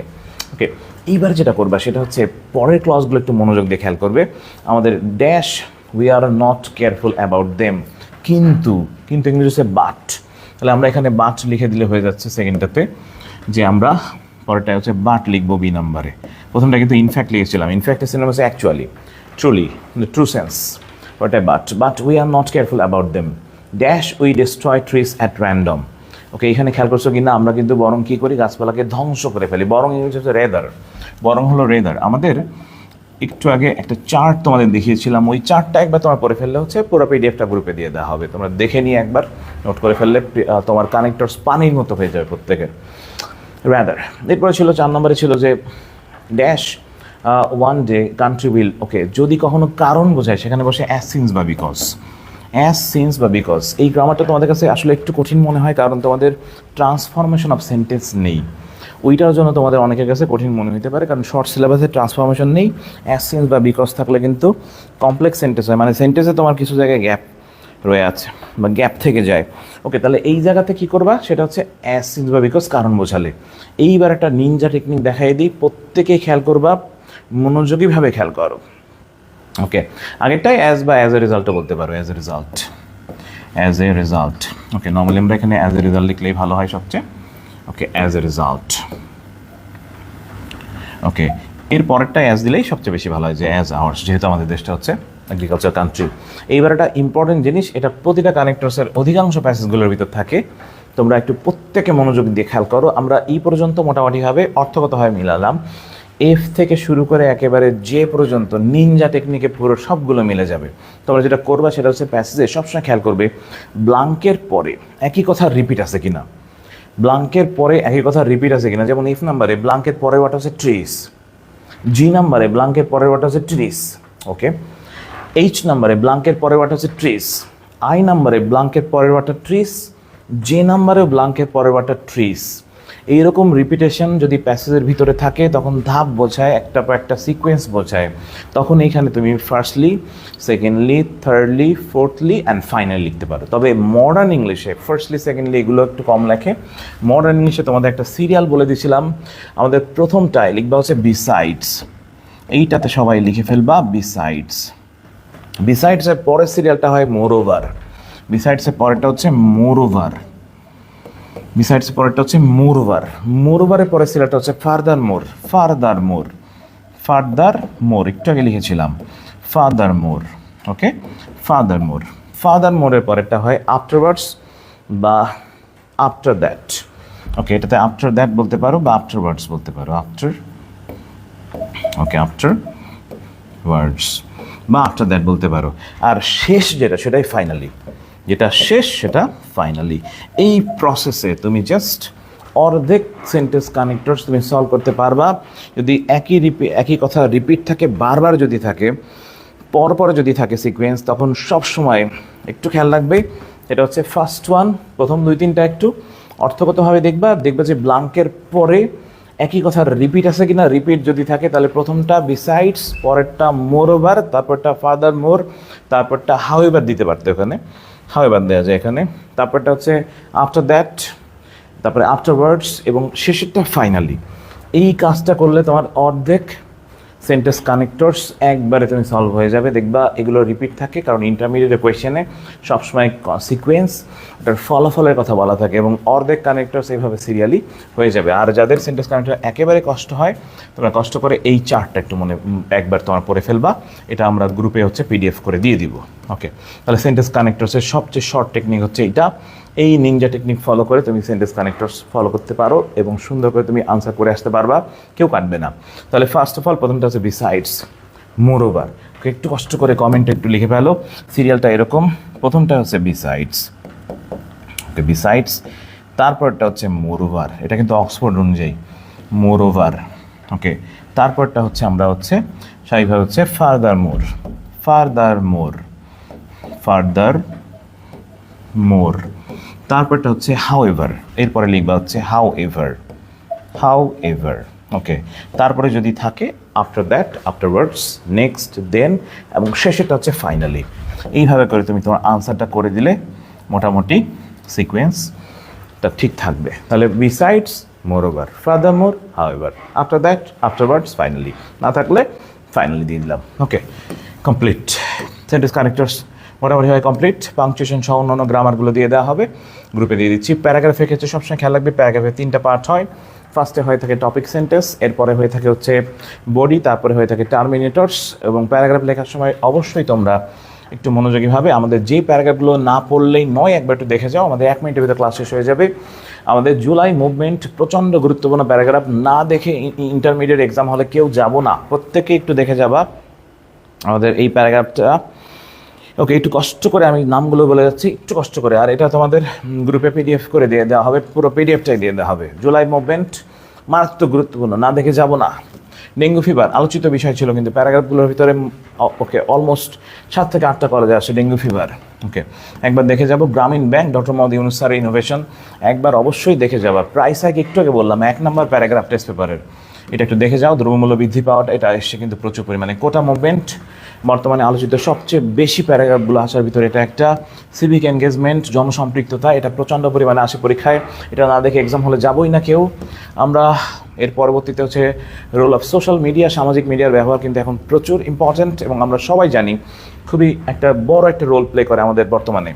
এবং ভিলেজ লাইফ, টাউন লাইফ, একটু আগে বলে গেছিলাম, সিটি কলেজ সহ সবগুলো কলেজে তোমাদের অনেকবার এসছে প্যারাগ্রাফটা এবং এটা ইন্টারমিডিয়েটে আসার মতো প্যারাগ্রাফ। এবার যদি বলা হয় থাকে মাইক্রো ক্রেডিট, যেটা খুবই গুরুত্বপূর্ণ, ডক্টর মোহাম্মদ ইউনূস স্যারের কিন্তু সেই বিখ্যাত কনসেপ্ট, এবং তোমরা জানো স্যারের কিন্তু 3-0 কনসেপ্টটা খুব ফেমাস। ওকে, বর্তমানে আলোচিত ব্যাপারগুলোর ভিতরে এটা একটা, সেটা হচ্ছে ভায়োলেন্স এগেইনস্ট উইমেন। ওকে, বিশেষ করে এটা হিউম্যান রাইটসের ক্ষেত্রে এসে থাকে বা আসার সম্ভাবনা আছে। এটিকেট অ্যান্ড ম্যানার, যেটাকে নেটিকেট বলে একবারে, এটা একটু দেখে যাবো। টেক্সট বুকের ভিতরে প্যাসেজটাও আছে। জাঙ্ক ফুড প্রচণ্ড ইম্পর্টেন্ট প্যাসেজ হিসেবে আসতে পারে। কালকে বলেছিলাম সাইবার বুলিং, কালকে বলেছিলাম যে সাইবার বুলিং বা সাইবার হ্যারাসমেন্ট প্যারাগ্রাফ হিসেবে এবং প্যাসেজ হিসেবে ইম্পর্টেন্ট। হিউম্যান রাইটস, ওকে, এটা একটু দেখে যাবা প্রত্যেকেই। ওকে, মব জাস্টিস আলোচিত একটা ব্যাপার, একটু দেখে যাব। Importance of education, Dhaka varsity সহ বিভিন্ন জায়গা থেকে আসতেছে এবং তোমাদেরও টেস্ট পেপারের ভিতরে এসছে 2-3টা কলেজে। আমাদের ইকো ট্যুরিজম, গতবারের যশোর বোর্ডের প্যাসেজ এসেছিল ইকো ট্যুরিজম, এবং তাহলে প্যারাগ্রাফ দিতে পারে চ্যাট জিপিটি। আমরা জানি বর্তমান সমাজের সবচেয়ে ইম্পর্টেন্ট ব্যাপার। ফুড অ্যাডাল্ট্রেশন প্রচুর আসে ইন্টারমিডিয়েটে, মারাত্মক ইম্পর্টেন্ট প্যারাগ্রাফ হিসেবে এটা রাখতে পারো। জুলাই রেভলিউশন, যেটা খুবই আসতেছে তোমাদের টেস্ট পেপারের ভিতরে। হায়ার এডুকেশন ইন বাংলাদেশ, উচ্চশিক্ষা, যেটাকে টার্সিয়ারি এডুকেশন বলা হয়ে থাকে। ডেমোক্রেসি অটোক্রেসি আমাদের সিটি কলেজে এবার টেস্টে এসেছিল, মারাত্মক ইম্পর্টেন্ট প্যারাগ্রাফ তোমাদের জন্য। ইম্পর্টেন্স অফ ড্রিমস, ড্রিমস বলে প্যাসেজ আছে, dreams have fascinated philosopher for thousands of years, ওই প্যাসেজটা থেকে কিন্তু dreams paragraph. Importance of dreams এবার খুলনা ভার্সিটিতেও রিটেনের ভিতরে এসছে, তার মানে ইম্পর্টেন্ট প্যারাগ্রাফ, একবার দেখে যাবো আমরা। ওকে, সিনোনিম অ্যান্টোনিমের সাজেশন, এটাও তোমাদের মোটামুটিভাবে গ্রুপে দিয়ে দেওয়া হবে, তোমরা একবার দেখে নিয়ে যাবে। আশা করি আমরা ইনশাআল্লাহ মেবি সিনোনিম অ্যান্টোনিম সব এক জায়গায় করা আছে, তোমরা একবার জাস্ট চোখ গোলালেই হবে। ওকে, সিনোনিম অ্যান্টোনিম নিয়ে কনফিউজিং একটা ব্যাপার কাজ করে থাকে, আশা করি ইনশাআল্লাহ এরপরে আর কাজ করবে না, এটা তোমাদের গ্রুপে দিয়ে দেওয়া হবে, তোমরা একবার চোখ বিলিয়ে যাবে অবশ্যই সিনোনিম বা অ্যান্টোনিম দেখে নিয়ে। ওকে, আমাদের সবার প্রতি রিকোয়েস্ট থাকবে যে আমরা প্রত্যেকে একটু ধৈর্যশীল হব, এবং আমি সবসময় একটা কথা বলি যে মেডিকেল এবং ভার্সিটি হচ্ছে ধৈর্যশীল মেধাবীদের। তুমি যদি মেধাবী হও, বিশ্বাস করো মেধাবী হবে, এই ব্যাপারটা তোমাকে সাপোর্ট দিবে 1%। ওকে, বাট তুমি পরিশ্রমী, এই ব্যাপারটা তোমাকে সাপোর্ট দিবে 99%। মেধাবীদের আমি কি হারাতে দেখেছি, কিন্তু আমি পরিশ্রমীদেরকে হারাতে দেখি নাই। তো আমার যারা 25 বা 26 ব্যাচের ভাই বোন যারা আছো, প্রত্যেকের প্রতি আর্নেস্টলি রিকোয়েস্ট থাকবে যে তোমাদের পরিশ্রমের মাত্রাটা, যে তোমরা যে লেভেলে, তোমাদের সামনে এক্সাম, পরিশ্রমের মাত্রাটা একটু বাড়াতে হবে। এবং সামনে তো জীবনের সবচেয়ে ইম্পর্টেন্ট একটা এক্সাম, এই এক্সামটায় অবশ্যই তোমাকে ভালো করতে হবে, এবং এই এক্সামে ভালো করার ক্ষেত্রে অবশ্যই তোমাকে ফোকাস বেস পড়ালেখা করতে হবে। তার মানে রিল দেখা কিন্তু যাবে না, একেবারে কনসেন্ট্রেশন অনুযায়ী বসতে হবে পড়ার টেবিলে।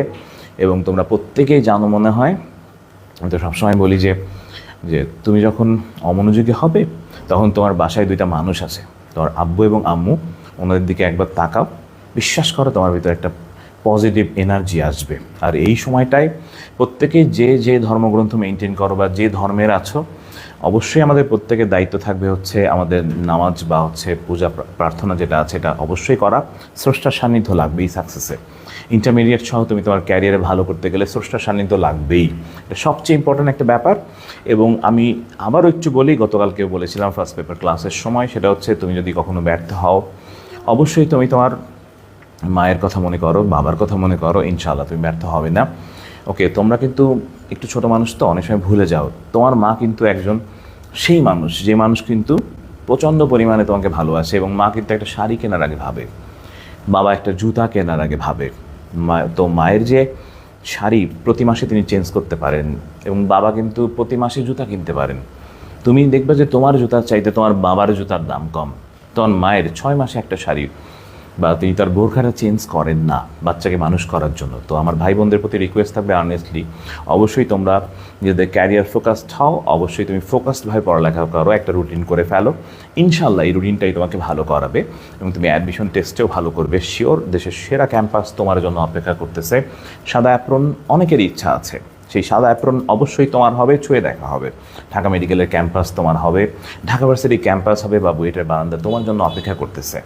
ওকে, আর তোমার হিসাবটা এমন থাকবে যে তো এই ইউনিভার্সে তুমি এক পিস, তোমার কম্পিটিশন তোমার নিজের সাথে, এই ব্যাপারটা যেন প্রত্যেকের মনে থাকে যে আমার কম্পিটিটর আমি নিজেই। প্রতিটা মুহূর্তে নিজেকে ভেঙে চুরে করতে হবে, ফোকাস বেস কাজ করতে হবে, এবং তোমাকে অবশ্যই আগের দিন বলেছিলাম মনে আছে এখানে, ডেডিকেশন এবং ডিটারমিনেশন অ্যান্ড ডিসিপ্লিন, 3টা ওয়ার্ড মানুষকে অনেক দূর নিয়ে যায়, এটা অবশ্যই মনে রাখবে। আর আমরা তোমাদের জন্য এসএসসি 25 ব্যাচের জন্য আমরা আয়োজন করেছিলাম তোমাদের একাডেমিক বেসড আমাদের যে প্রোগ্রামটা আছে, সেই প্রোগ্রামে আমরা চেষ্টা করেছি বা চেষ্টা করতেছি তোমাদের ভালো কিছু করানোর জন্য, এবং ডিএমসি স্কলার্স পরিবার তোমাদের জন্য অবশ্যই ভালো কিছু নিয়ে সবসময় থাকবে। এবং তোমরা আমাদের এই পরিবারে যদি অ্যাড হও, তুমি আসলে মূলত তুমি একটা পরিবার পাবে ডিএমসি স্কলার্স, এবং আমরা মূলত একসাথে ইউনাইটেডভাবে, এবং আমাদের মেন্টর, সবচেয়ে বড় মেন্টর ভাইয়া সিয়াম ভাইয়া এমন একজন মানুষ, বিশ্বাস করো তুমি তোমার বেস্টটা আমার কোচিং থেকে পাবে শিওর। তো সবার প্রতি শুভকামনা থাকবে, এবং প্রত্যেকে ভালো কিছু করো, এবং প্রত্যেকের সাথে দেখা হবে ইনশাল্লাহ বিজয় প্রত্যেকের সাথে।